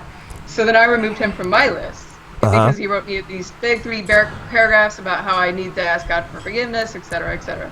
So I removed him from my friends list. So then I DMCA'd the video where I used my artwork in it because my previous job was a graphic designer. I showed him my portfolio, a longer month relationship, whatever. And he grabbed something from it and he just put it like literally on the background of a movie cover. Like he just took the Emily Rose movie cover and then put the wings in the background of it. And then put God TV Radio on top of it. So at that point, I was PO'd. So I DMCA'd those videos with that on it. Okay. So basically, he was saying in his video that you guys sat down together and you made something for him that you offered to make it for his channel or whatever. So is that just not true, or? It's not true at all. He's just making it up. That's just basically the Brett Keane fiction. I'm shocked. The reality is you basically just show him a portfolio and he just feels like he's entitled to just take something out of it and be like, this is, It is Brett Keane, TJ. I mean, one thing Brett Keane? One thing I will say, and I without seeing the actual image and stuff, I mean, he probably does actually have something of a case because of, it's like if I cut something out of a magazine and I incorporate it into like a collage or something, you can make an argument that that's a new piece of artwork, not necessarily the thing that it was before. And it sounds to me like he incorporated something that was from your artwork, maybe not necessarily just used your artwork outright, but I mean, without knowing the extent or actually seeing the examples, I'm not sure. What would you make of that? No, I mean, that's a fairly good point. And I did only DMCA one video, right? So like that's all that happened from the situation. And then he still took it way overboard and acted like, I mean, of course, I think it's the so you're saying you've only DMCA'd him once because he's saying like he's drowning in DMCA's. 1,000 DMCA's. Like new DMCA's every fucking second. Every minute. Like, if you get 3 DMCA's, your channel's gone, and his channel's not gone. It's just on private. Like that's why there's a new video up that he posted today. I mean, obviously someone is going to determine this, and he's going to. I mean, the way that a DMCA works is you have the ability to appeal it, so he can make his case, you can make yours. Someone else is supposed to decide. But of course, Brett Keane being Brett Keane, he has to take it to the court of public opinion, and not only take it to the court of public opinion, but take it to the court of public opinion with a massively trumped up, exaggerated case. And that's why I wanted to talk to you to just kind of like, maybe discern what's real and what's not. Obviously, I don't just automatically trust everything you say either, but, Brett Keane, I know is an established fucking liar, and I'm not going to make the same assumption about you. And just knowing his past, it's kind of not hard for me to believe your story that, you've only DMCA'd him once and that you did not design something specifically for his channel. Right. Well, So I yeah, can show you like his videos are on private. Like his channel's still active and fine and kicking sure, yeah. And, I just find it funny to hear him once again, stretching the truth beyond any and all natural. Did you give this story any credibility at all, even before, TJ? No, but it's nice. It's nice to actually hear. The other person telling me their side, so I can kind of get a sense of exactly where the lies are. You can almost know that they're there just because it's Brett Keane, and of course what he's saying just makes what he's saying makes no logical sense on its head, because he's just describing the DMCA in a way that the DMCA simply doesn't work. Right, and the YouTube later came down and sided with me, and they took down the videos, and their legal department said I'm right, and if he wants to take it to court, it's up to him. But yeah, so basically, you're saying the DMCA has already been resolved. The YouTube found in your favor. So yeah, and it was on 2 videos, but it was 1 strike. You know what I mean? Right. Like so you know how you can, yeah. So basically, Brett hasn't even lost his channel or anything. All he really has to do is I mean, even he could probably re-upload those videos without that imagery if he really wanted to, right? No, right, of course he could. And like I stopped flagging his videos over a week and a half ago. Like no more DMCAs have gone into effect. No more strikes have gone into effect. He just can't host Hangouts, which is his only complaint. So I don't know why he's gone gung-ho and like privatized his whole channel and then done this. Because he's a giant fucking drama queen. Maybe. I don't think there's any I don't think there's any maybe maybe about it, yeah. All right, well, thank you very much. Thank you it for was nice to clearing hear that the real deal, or what I assume is probably the real deal. Thank you, All right, Mackenzie. well, thank you for having me on. You're Thank welcome. you. Maybe have you back on sometime when we'll talk about Christianity. Okay, thanks. Thank you.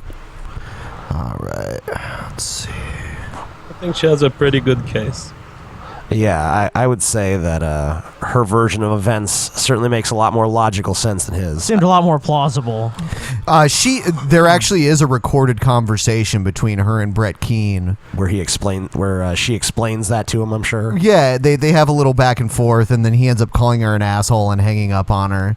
I'm sure he obstinately pretends not to She understand. showed me that video, but she asked me not to play it on the show, so I didn't play it. But I saw it. I think I showed it to you guys too. So it exists. Yes. All right. So what else do we have on the agenda here? There is an issue where a student is in trouble for changing his teacher's desktop background. Oh yeah, I read about this. Yeah. He Pasco was County arrested. detectives bust a young suspected hacker. Good evening, everyone. I'm with Hacker. Suspected hacker? Oh my God. Used a computer from Pasco County schools to gain unauthorized access to some crucial information. Our Gina Patishi just spoke to the young suspect in this developing case. She joins us live from Holiday. And Gina, what did he and his mom have to say? Yeah, Jameson, I spoke to the mother and the student. They live in this house behind me. He admits to using an administrative password to gain access to the school's computer system, but says it was a mistake. I wasn't really thinking. I was just kind of really annoyed at the teacher that day. The reason why Dominic Green says he did what he did. I went on his laptop by sharing his screen, and I took a picture off of Google and put it on his laptop and blew it up. That way, when he got on the laptop, there'd be a picture of something gross. Dominic says he clicked on the FCAT files by accident, and authorities have confirmed the test was not compromised. However, authorities feel he should face consequences for his actions. So basically, he's in trouble because he used some administrative password, and he potentially had access to test files, but he didn't even look at them. He just wanted to change the background. I mean, clearly some disciplinary measure probably is warranted, but being arrested is an extreme reaction. The fact that we're watching a news story about it is a sad testament to how fucking ass backwards America can sometimes be on these issues, in my opinion. What do you think, JF? I see you nodding. Well, yeah, I have sympathy for this guy. I mean, it's a fun joke. You should not get punished for this too much. I understand that if we start allowing password use, then we run into many issues. But what we would do in Canada with this is just make him pass the justice system and say, we're not punishing you, but it was bad to do it. No, in Canada he would have been crucified. No. He would have been crucified. Tarred and feathered. By the way, Anita Sarkeesian, Canadian. Scotty. Canadian. Yep. I feel like this kid maybe like detention. Detention, yeah. Yeah, for, detention makes sense. Saturday school. Yeah, you know, even Saturday you school, gotta go. sure. You gotta go to Saturday school and fucking waste 4 hours there, involving the police and shit. I mean, it's just the police. It's just such ridiculous overkill. Looks like, what state is that, TJ? It looks like Florida. Yeah, the most overreactionary, pretty much like America's police state, fucking Florida. Florida and Texas. That fucking sack of shit state. My may say it's just teenage prank. People say that Florida is like America's The school wing. I system think it's says like they're doing what they what he can to might have address done. hanging out of America's ass. What fallacious reasoning? He might have done something bad. Therefore, we have to punish him for what he did do. It's just like that'd be like if someone walked out of a room and then saying like they might have planted a bomb in that room. Yeah, arrest them. No, Like, terrorism. Do you remember the guy here in Ohio that got in trouble for having the secret compartment in his car? Yeah, with nothing in it. There was Yeah. nothing in it, but they're like, oh, well, this is definitely for drugs. You could have done something bad. Yeah, there could have been drugs in there. It's like there wasn't. Like, what is this fucking? We're gonna outlaw like crimes that potentially They might have happened. States have outlawed secret compartments in cars. They have actually done it just so they can charge people with crimes. I mean, like, what qualifies as a fucking secret Or compartment? what if, let's say it was a secret compartment that someone actually put in your car, but what if you bought the car used and you didn't even know it was there? Right, it's a secret compartment. Yeah. I famously say ignorance of the law is no excuse for breaking it. So you'd still be liable. situation so America's this doesn't retarded. happen again. Our IT department is taking the Run by passwords idiots. to all computers in every school. Who the fuck? And they're maintaining Hold the on. pass- Who the fuck is honestly like on the edge of their seat worrying about like this massive breach of security? Like they're acting like they're trying to like reassure us this won't happen again. Like as if anyone is really fucking concerned. As if anyone really gives a shit. If you give a shit, do yourself a favor and fucking die. Cause you're a useless fucking drain on the entire human species.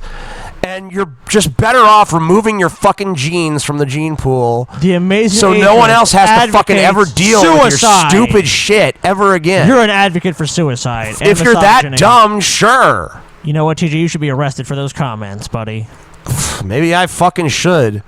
Send me the goddamn Arrest gallows TJ. already. No, TJ, you're gonna live in a fucking prison cell for the rest of your life. Yeah. With Anita Sarkeesian playing on loop for 24 hours a day. Maybe Manson will be my cellmate. And I agree with TJ Nice, there. Rich. This is an illustration of the hyper-moral context in which America is currently, where everyone wants you to understand that they are controlling the situation, that they've done the right thing. And it's annoying, first, for individuals. It imposes rules everywhere and checkups at every level. I think that we have to think of those control levels as something that could be removed from society at some point. Instead of adding control levels, at some point we might start to think, well, how can we get rid of the levels that are useless and that make people worry for nothing? Yeah, how can we get rid of these pompous, self-important pricks walking around acting like they're fucking... This shit has any meaning. Like this self-important bitch I'm looking at right now. Who the fuck are you? What do I even care? You're acting like this is like... You're trying to make this into something bigger than it is so you can make yourself look fucking important and have your little minute in the spotlight. No one gives a shit about some kid that fucking hacked his teacher's computer so he could put up a gross image and fuck with his teacher. You know, it's a minor fucking prank, you fucking dumb bitch. I don't understand America, man. We fucking, you know... We always fucking idolize these like rebel types in movies and shit. Like, ooh, look, the cool rebel kid, you know, or the independent thinker, you know, the person who isn't swayed by the crowd. But then when it comes to our actual lives, it's like even like the slightest deviance. Please be swayed by the crowd. It's like, oh my God, please. He deviated slightly from the norm in a totally innocuous way. Destroy him. Obey your Destroy him. Only ones who can remote into the servers. Dominic's mom said although her son had been disciplined for doing this back in January, she feels the punishment is too harsh. And the school was aware of this. I feel like that they dropped the ball. Dominic should be punished for what he did, and I accept that. He accepts that. We both realize that he made a mistake. Yeah. Nah. No nuance. Crazy necessary. bitch. No nuance is being charged necessary. with a third-degree felony. He's Whoa. also suspended for school for 10 days, and he's also being Justice is served. A felony? Wonderful. Really? Wonderful. Because he's a criminal. Oh, he's like Clearly. that closes so many doors for him. Every time he writes a rhyme, these people think it's a crime to tell him what's on their mind. Yeah. Really? I mean, he's a bad being person, a Ben. felon at that age, that like closes so You many know doors. what, Ben? He should have thought about that before he broke the law. That kid's like the next fucking Al Capone. Yeah. Very well could be on that path. You know, the system's going to straighten him out. Next thing you know, he's gonna fucking bust into the school with a Tommy gun and waste everybody. You know what? Anything could happen. And he's gonna talk like a 30s gangster too. Shay? Like from the cartoons, yeah. With a lot of You mug. Shut up.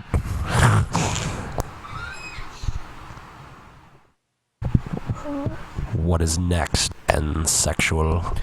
Here is a student foils a possible high school murder plot. A lot of school stories this time. Yeah. Flowing Wells High School murder plot foiled. Tucson police arresting 5 students believed to be plotting the murder of a fellow student. These 2 girls and 3 boys were booked for conspiracy to commit. I'm just like the fucking these. They all look really all confused. Of these, yeah, they just all have this like very like dazed, stupid look on their faces. Maybe with the possible exception of Anastasia up there. Like, she looks like her eyes might have some level of awareness. The rest of these people are just like doe-eyed looking fucking simpletons. You almost expect to see drool coming out of their fucking chins. Like, yeah. I'm on murder. Well, they got caught, so it wasn't a very good plot. Yeah, I think they were running their mouths too much. Is what? What a shock! Yeah.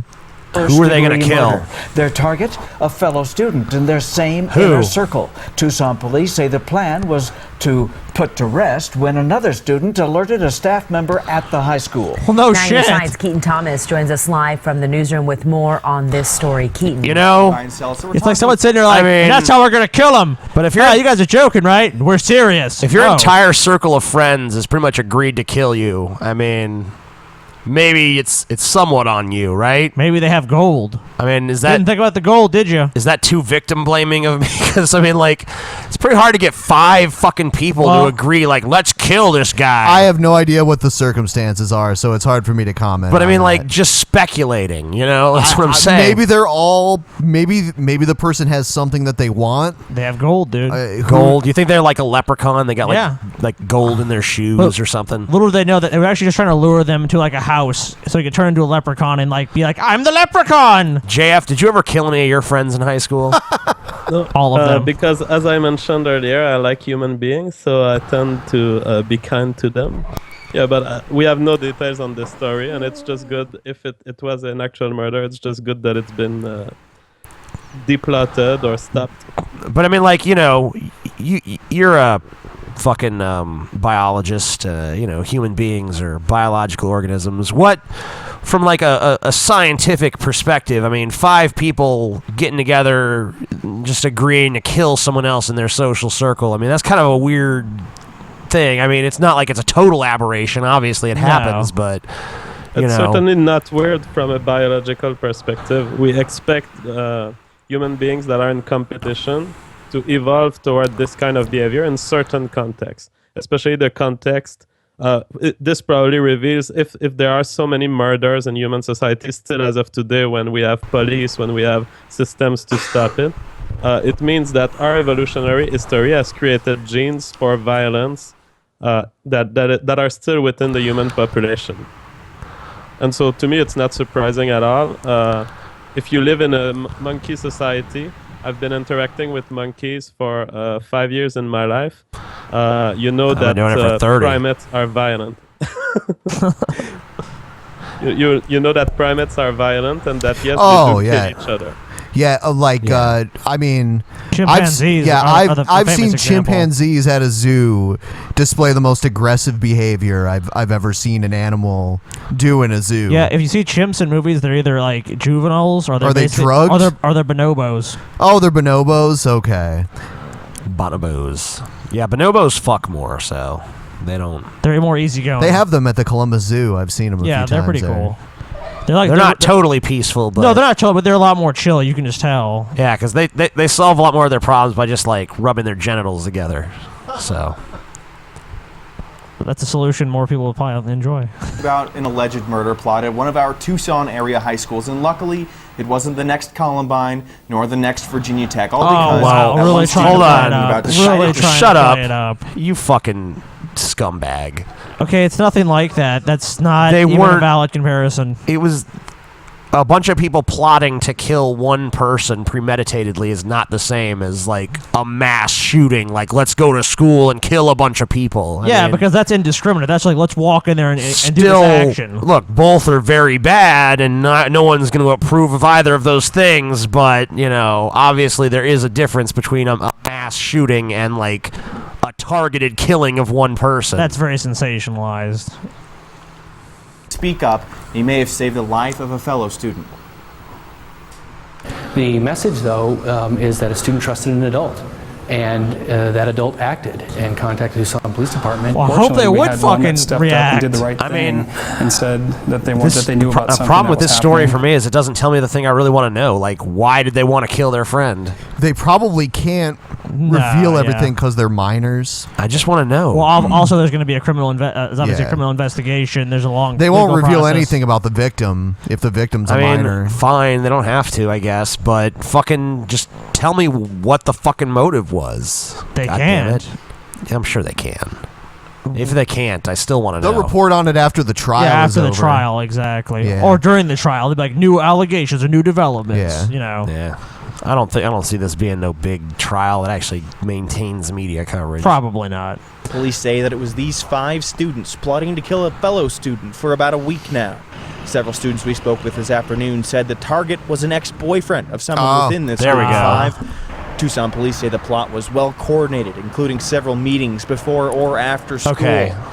I figured out what happened. So it makes I'm pretty sense. sure it was that. I'm pretty sure it was that chick that I said that didn't look like she was a retard. Right. I'm pretty sure it was her that plotted it all. This is based on nothing but me just looking at her eyes. So could be total bullshit. Probably is. Probably. But is, I think yeah. what Who I think knows? happened is I think she fucking got dumped. She was pissed. She fucking has all those people wrapped around her fucking finger, and she just fucking convinced them to go along with some murder plot. All right. I feel like I know what's going on, even though I pretty much made it up. Yeah. Yeah, there's no way to know. I filled in the blanks. I feel satisfied. So I In feel this possible satisfied. murder I plot got ad-libbed the so story. far, one of those arrested even brought a knife to campus. I think it's crazy because there's so much more for them to happen still, and like they just ruined it. It's like on the record already. Angel Martinez is a student at Flowing Wells High School, and he brings up a good point. At least 4 of these students now still in jail, being held on bond. Other students like Nanette Mendez are wondering what would have happened if this mystery student never stepped up to let the school staff know. If he didn't get caught, like, next thing you know, we come to school and somebody's dead. So Tucson police say they believe they have all of Stunning those insight. involved with. Were they planning on killing them at the school? Because Yeah, that's the worst place that's to a do that. terrible fucking murder plot. I mean, goddamn, if you're gonna do it, at least do it with some intelligence. Let's go to a bank with our birth certificate and social security cards, rob the bank, and drop it off, you know, so they know who we are. The dumbest criminal I ever heard of was a guy who robbed a Burger King that he worked at with no mask. That's What? awesome, dude. They have like your address and your social security number and everything. And his banking information. And not only did he go and rob the Burger King he worked at without a mask on, but he actually returned to work for his next shift. No, he you're didn't. lying. Yeah, no, I'm not. You're lying. And he got fucking arrested. Then and there. How could anyone be that fucking stupid? Is that even possible? Like he assumed that he kept his job. I mean, yeah, let's forget the whole robbery thing, guys. If there's anything you could get fired for. There was also a guy, this is almost as stupid, but not quite as dumb. There was a guy who went to a bank, and when he was casing the bank, he was basically like pretended he was like interested in like filling out loan applications and shit. And he actually put his real information on the loan applications. So when he came back, they recognized him, and they just fucking pulled the loan application and sent the cops to the address, and they just caught him. Wow. I'm just like, man, how can you be so bad at being a criminal? Like, holy shit. I mean, you're not even trying to cover your tracks. Next video, we have something out of Madison, Wisconsin. It says that atheists have become a protected class in Madison, Wisconsin. Disgusting. Yeah, I know. I'd never visit such a place. I saw Tucker Carlson talk about it. Actually, I think this is the same Fox clip. and Friends. Historic and Yes, Tucker Carlson. Madison, Wisconsin, an historic and controversial city. Where's his That city bow is now tie? the first in the country to pass legislation listing atheism as an officially protected class. So how will that impact discrimination lawsuits, and could other Look cities... at me, I'm on Fox News. God, how could that impact discrimination lawsuits? Like, oh, people want to discriminate and they can't? I feel so sorry for them. I can't wear pants. Tucker Carlson. Women don't need to wear pants, man. Come on. At Fox he needs to News, go they back to the can't. tie. The bow tie, I mean. Yeah. That was his thing. The bow tie. He's followed the suit. We're joined now by former Department of Justice official J. Christian Adams. Good morning. Thanks for being with us. Morning, Anna. So where does this hostility come from in the first place toward Christians? Well, this ordinance was driven by you the love that freedom phrasing, from don't you? Yeah, that's like such presuppositional argument. Like, where does the hostility and hatred for Christians just come from? Why are Christians so persecuted? That's all the questions are going to be like that. It's just going to be this narrative that poor Christians. What do you think of that, JF? Well, I think ultimately I would wish to have a world where classes like this don't have to be defined, where we say every human being has the same right as any other human being. Unfortunately, there are groups that are still being marginalized in society, and it turns out atheism is one of them, hilariously, because it's a statement of non-belief. But somehow we get rejected by a coordinated group that have decided that they were imposing their own belief to their surrounding, and that they were rejecting from society. For example, in the workplace, we know that there are many atheists who get fired because of that, or because of judgments related to this. So as long as this disequilibrium exists, I'm all for protected classes and adding the word to the Constitution, saying, oh yeah, every human being is free, but even if you're an atheist. Liberal ideas, this is crazy! But, nonsense! You know, don't you feel like that's an assault on Christianity, though? Oh yeah, well, they perceive it as an assault because they assume that you should know their truth and that you should believe in it. The very fact that she says it that way reveals that she assumes that you're wrong and that you should want to submit yourself to this authority. What we have to explain to religious people and to any people with any belief is that every individual on earth is free to adopt the set of belief that he or she wants, and that you cannot expect your belief to be forced. And that's true for feminism, it's true for religion, it's true for any ideology. What if my belief is that my belief, should be accepted as true and it can be forced? But TJ, it's a deeply held belief. Remember that. How deep you hold the belief? What if my strongly held belief is that my strongly held belief takes precedence over all others? And that's how it should be. So like the Christians, basically. Yeah. I've been doing a lot of thinking about this. I think that the answer comes, and this is someone you might be surprised that I will quote him here. It's Stefan Moliner. I think that he has Boo! Sorry, boo! Sorry. All right, go ahead. Sorry, I had to do it. Yeah, I mean, you can criticize him for many things, but his concept of universally preferential behavior, universally preferable behavior, is very strong. He would look at what you're saying and he would say, well, okay, let's try to apply it if someone else has the same belief. Now you're going to have a conflict of belief between the two people. And at some point you're going to have to recognize that, okay, this belief is not valid to be shared among people because it puts people in a conflict where they step over the freedom of the other individual. So I highly recommend looking into his concept of UPB. It's very solid, very rational. Okay. But women need to stop procreating with assholes. That's Yes. I mean, I think he has a wrong interpretation of sexual selection and of attributing the responsibility to women, because in sexual selection, you have to share the responsibility. It's as much the fault for the guy for being like this as it is for the woman to select that guy. Don't you think within certain other species he would have more of a point? Because it does seem like the male ducks raping the female ducks. Or well, I something mean, like that. no, but I mean, like I'm more talking about okay. species where the female. The male has to come do some big sexual display, and then the female decides which male is worthy and shit. So it really is kind of like, the female is the one who is the selector for the next generation. That's very important, and it's a major thing that I've been thinking about a lot. And I conclude that no, you cannot attribute responsibility for any characteristic for sexual selection to one of the gender. Because you can, the case you're talking about is basically the peacock tail. That's the perfect example. The peacock has a big tail, gets selected by the female.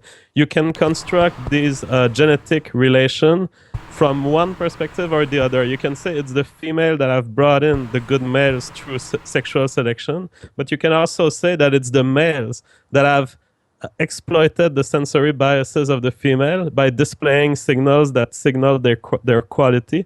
So what you have here is a relation between two sets of genes that is cooperative, and there's no guilty entity for it. It's a system that evolves from the two sides. Okay, yeah. Yeah, that makes sense. What, Ben? Oh. Yeah, it's... There's I guess, why don't you put that up on the screen for a second? Okay. Sorry, Jeff, we gotta do some shilling here. Real quick. Shilling. All right, guys. Only 15 minutes left on these shirts. 15 minutes! I mean, chances are they probably will go back on sale again, but... The only one that will not ship is the Ben Cena one. All the other ones are guaranteed to ship if you order within the next 15 minutes. TJ, you have to make the Kenyanism shirt. I mean, if you guys wait for the next cycle, you're going to be waiting a long time to actually get your shirt. Yeah. So we got the band TJ, the band Ben, the band Scotty, and the classic Drunken Peasants Smoke Pan Everyday shirt. I'm wearing one right now. Ben is actually wearing If you right want now. the Kenyanism shirt, please give this video a thumbs up. Force TJ to do it. Kenyanism. I'm trying to force him to do it. TJ, make the Kenyanism shirt. Oh, yeah, we should have that. Oh, TJ is garbage. That's another good one. Yeah. Yeah. Yeah, link is in the description below the video. You better do it now. Also want to let everyone know, if you buy things at Amazon.com, you can support the show while buying something that you would have bought anyway. If you just follow the link down below, there's Use our affiliate link. Yeah, there's different links for different countries. So, anyway. All right. So, do you want to move to another video, or what do you want to do? What time is it? How long have we been on? We've been on for 2 hours and 16 minutes. Yeah, we can go a little longer. Yeah, we need to let's do some more videos. All right, so. But yeah. I mean, we can keep playing this one. I actually did this in a Faith Watch, but there's actually a lot more crazy shit in this video if you want to watch a little more of it. Okay. I gotta step away for a moment, so I'm just gonna click on button. That's all you need to do. Ben has to go snort some cocaine, Foundation. so. It's a group of angry atheists. They have a very I'm angry! large and powerful group of supporters. And they hector governments to pass anti-Christian, anti-religious ordinances. They team up with government. For example, they were behind the IRS, getting the IRS to target and monitor sermons and homilies by Christian IRS pastors. should do their job? Oh, no! Are you familiar with that, JF, the IRS thing?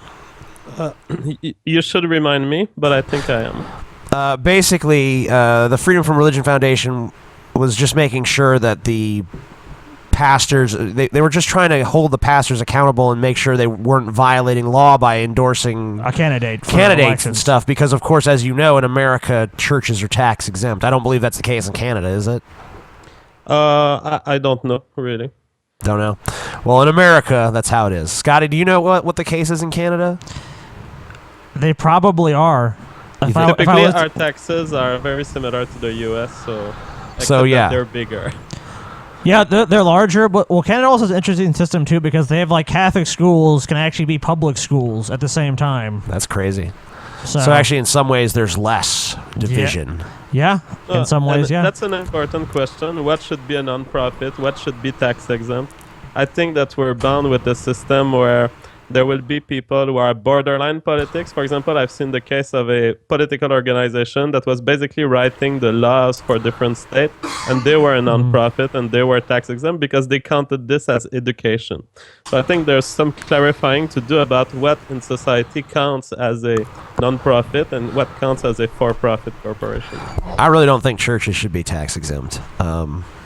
No, I don't think so. There's so much revenue that's lost out on, and that churches make so much money. I always ask. I mean, obviously, if a church isn't making a lot of money, maybe then they don't have to pay because they're just staying afloat. But I mean, a church is bringing in hundreds of thousands or millions or sometimes even billions of dollars. There should be some sort of criteria to be a non-profit. I always ask Christians that call atheism religion if we could get tax exempt status. Then. Oh no, because you don't believe in it. But I don't even know. I mean, there's no atheist church. I mean, there have been. I guess there are a few, maybe.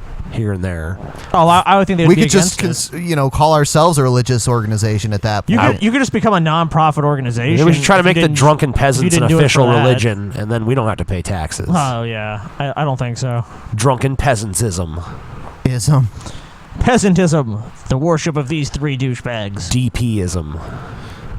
In the last year. So this is a group that's filled with hostility toward people of faith. Right. So it's never just about tolerating their views. It's about attacking other people's views. Madison City Council. That's what it always is. You're right. Was one of the voices behind this, and here's her explanation. She said, "This is important because I believe it's only fair that if we protect religion in all its varieties, we should also protect non-religion from discrimination.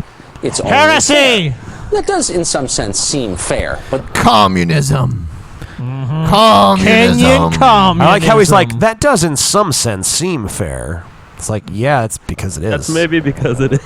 Yeah, it's probably because it is fair. On the surface, that seems sensible, but if you look at it through our crazy lens, you see it's insane. But actually, the fat dude is about to say like some really wild shit in just like a fucking second here. That's not exactly their aim, is it? No, and it never works out that way. Not only does it bring lawsuits, but don't forget, this is a local ordinance, Tucker, and that means that a whole body of bureaucrats will spring up that will be tasked with hectoring people of faith, badgering, in Wisconsin, people of faith who might not want to hire somebody. There's a lot of reasons why Christians or Jews might not want to hire an atheist. In fact, it's in the New Testament. It says things such as avoid them, disassociate with them in Romans, Thessalonians, Corinthians.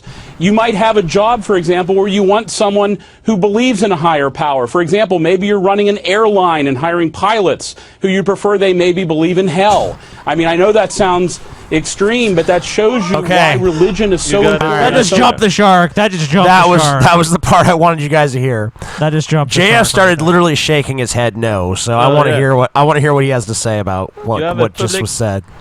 You have a public statement justifying discrimination against a belief group.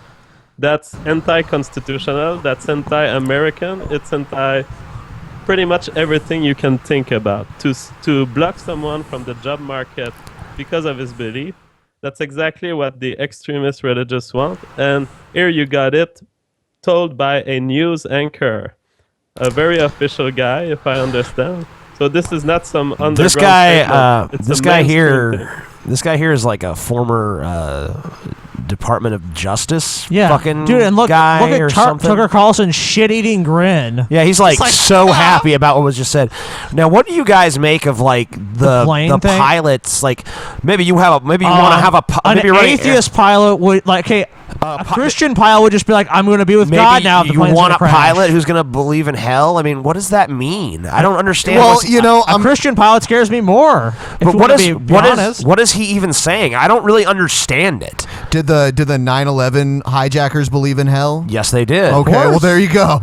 But I mean, what is he saying? I don't really understand. What is even the inference there? Like, why do you want a pilot that believes in hell? Why is that preferable? I don't even understand. Are pilots all evil? Like, oh shit, if I'm bad, I'll go to hell. It's like, what? What's going on? This makes no sense. Like, is he afraid that if they don't believe in hell, they're just gonna fucking crash on purpose, like that guy in Germany or something? Or yeah.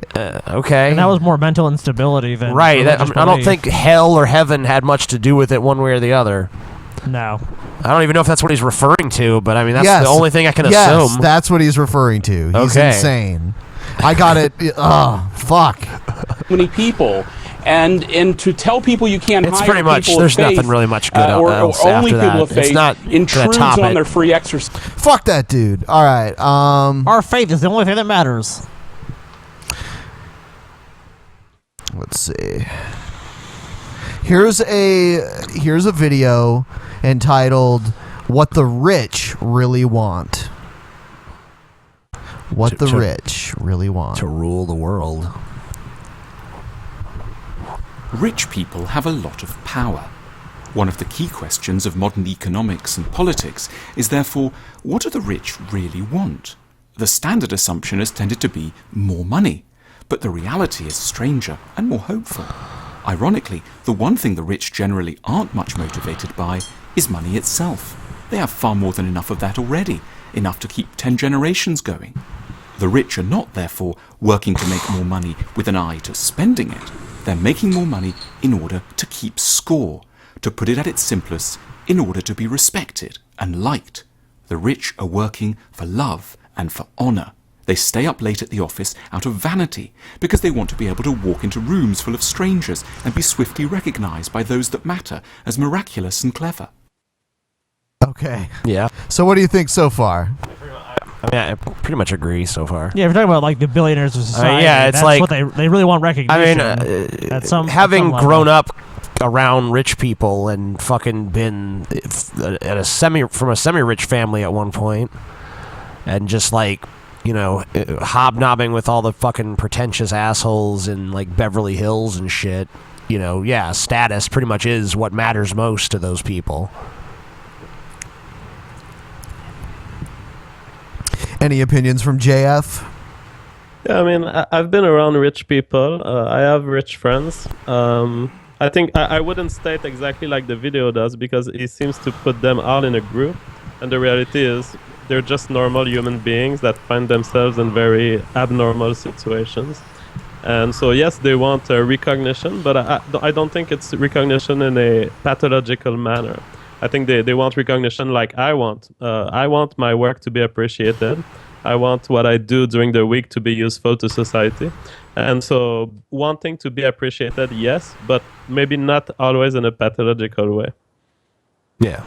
Yeah, I would say generalizations of any kind would definitely be wrong. That's a generalization. Yeah. I'm generalizing generalizations. Checkmate, Ben. Yeah, that's always been the paradox. That was there. meta. Yeah. But I mean, like, you know, like, but seriously, like, those paradoxes, a lot of times, like, people say, like, oh, you know, what an unoriginal thing, or, oh, you know, yeah, of course, or whatever. But, like, a lot of times, like, people use that to not actually address the fact that the paradox actually does create a problem in the logic. Like, how can you really say generalizations are wrong when that is a generalization? Like, what is the answer? What is the actual answer to the problem? I think what you're pointing to is the concept of the fallacy, which right. is that it's not because it's a fallacy that it's wrong in the case you express it. Right, but I mean, like, the thing is that I think it also suggests that, no, not all generalizations are wrong, but maybe generalizations about humans have a tendency to be wrong because we're very complex. Sure. Yeah, I would agree with this. Surveying the problems of capitalism, the standard response of the left has been to suggest that one should simply tax the rich more. But this fails to grasp, and therefore properly to exploit, the real psychological motives of the rich. The rich only pursue money frantically, to our great collective cost, because wealth appears to be the primary, most objective source of honour in the modern world. But if only we can fix how honour is obtained, we will be able to redirect their mania. I don't really know if I agree with this video's association of like. As soon as he was like the left, I think he lost you at that point. Not really. It was more the part where he starts talking about like wealth equals honor in society's eyes. I don't really know that that's how society. It's really what you sees do it. with your wealth. I mean, I don't really know anyone who fucking thinks that wealth automatically equals honor. I mean, like, there's definitely like good. There's prestige. There's prestige. Like that person is maybe you fucking associate with like industriousness or something, or creativity, or he's quite an entrepreneur, or charisma, or whatever you attribute it to, or maybe you just say, oh well, he's just lucky. I mean, you're going to have different things you attribute their success to, or maybe there's certain positive characteristics you might associate with wealth, there's certain negative characteristics you might associate with wealth. But I guess it kind of goes back to what JF said of it's just like, well, there's these people are just human beings that are just you're giving like. It's just the human psychology plus money, but human psychology is so broad because there's, so many different people with so many different ways of approaching problems and situations and different personality types and different learned behaviors, different instinctual behaviors, and so on and so forth. Another point he did very fast before going to that point, he said that rich were accumulating richness at a collective cost for society, and I think this demonstrates a misunderstanding of the role of money and how it works, because the rich who accumulates $1 billion in his bank account, it's not the case that you could use that money instantly and cure society of something. There are many mechanisms once you pull money out of a bank account and put it into society that devalues work, that makes the value of money much less important. And so I'm not sure that money stored in a bank account has a collective cost for society as much as he wants. I remember I remember when John McCain was running for president, he said that he wished everybody could be a millionaire. And I was like, if everyone had $1 million, then the value of $1 million would be shit. Well, that's what living in a scarcity economic system. It's like if everyone has plenty. Well, isn't that crazy that someone running for president could say something like that? It's just a good talking people are like, point. he's gonna make us a millionaire. Yeah. But I mean, look, another thing about it too if inflation, is like, went through the roof, everyone could be a millionaire. It wouldn't be good. I mean, there's different ways that people make money too. I mean, like you're gonna say like, oh well, it's not always a detriment to society when people make money. I mean, sometimes they do a lot of good for society to make money. I mean, sometimes you're providing like valued goods and services and fulfilling needs and all kinds of stuff, and other times you really are just exploiting the system. That's what I'm saying. Sometimes rich people are exploiting for systems negative repercussions and no regard for it. I mean, it just I'm just feel like this video is making like too many unwarranted generalizations that are just like too easy to pick apart. But maybe I should I should stop nitpicking and actually hear what their overall point is, so I can figure out whether I agree with it or not. Mutually beneficial ends in ways that work in sync with their deformed, ego-driven personalities. At present, a natural inclination is to force the rich to give up their wealth using the instrument of new taxes, but this strategy is doomed. The chances of people running away and taking their assets with them is too great. We need to go down a different route. The aim is to seduce the rich, to make them want to benefit their societies in return for giving them what we know they deep down really want, but haven't until now reliably been able to get, except for money. That's what capitalism Namely, is supposed to do in the first place. We know well enough that societies can motivate people very powerfully through honor. Soldiers will perform extraordinary feats on the battlefield in return for the highest gratitude from their countries. They don't even ask to be paid very much. Scientists will labor in poverty for decades in the hope of winning a Nobel Prize. Yet a society... You think you're ever going to win a Nobel Prize, JF? I don't think so. The directions that I'm taking in science, I don't think will lead me to the Nobel Prize. I think it will lead to... Why even fucking bother, bitch? Why even bother? Because you want the if you ain't gonna get the shiny prize, what the fuck's the point? And a bunch of money too. You just trying to learn and have knowledge for knowledge's sake? Was it $250,000 or something like that? Yeah. It's a foundation. So you don't want to win a Nobel Prize, but you just want to be rich, right, JF? You just want to have. I didn't say I don't want to win the Nobel Prize. I said. Okay, yeah, but I'm saying the probabilities are weak. But okay, look. Have you ever actually made the acceptance speech in your head though? Have you ever been? You ever been like pacing around or just like sitting somewhere or whatever you do, and you just like start making your Nobel Prize acceptance speech in your head? No, but on my YouTube channel, I talked for 1 hour to the Nobel Prizes of 2014. So I invite people to go check Neuro TV. We talked with Edward Moser and Maybrit Moser.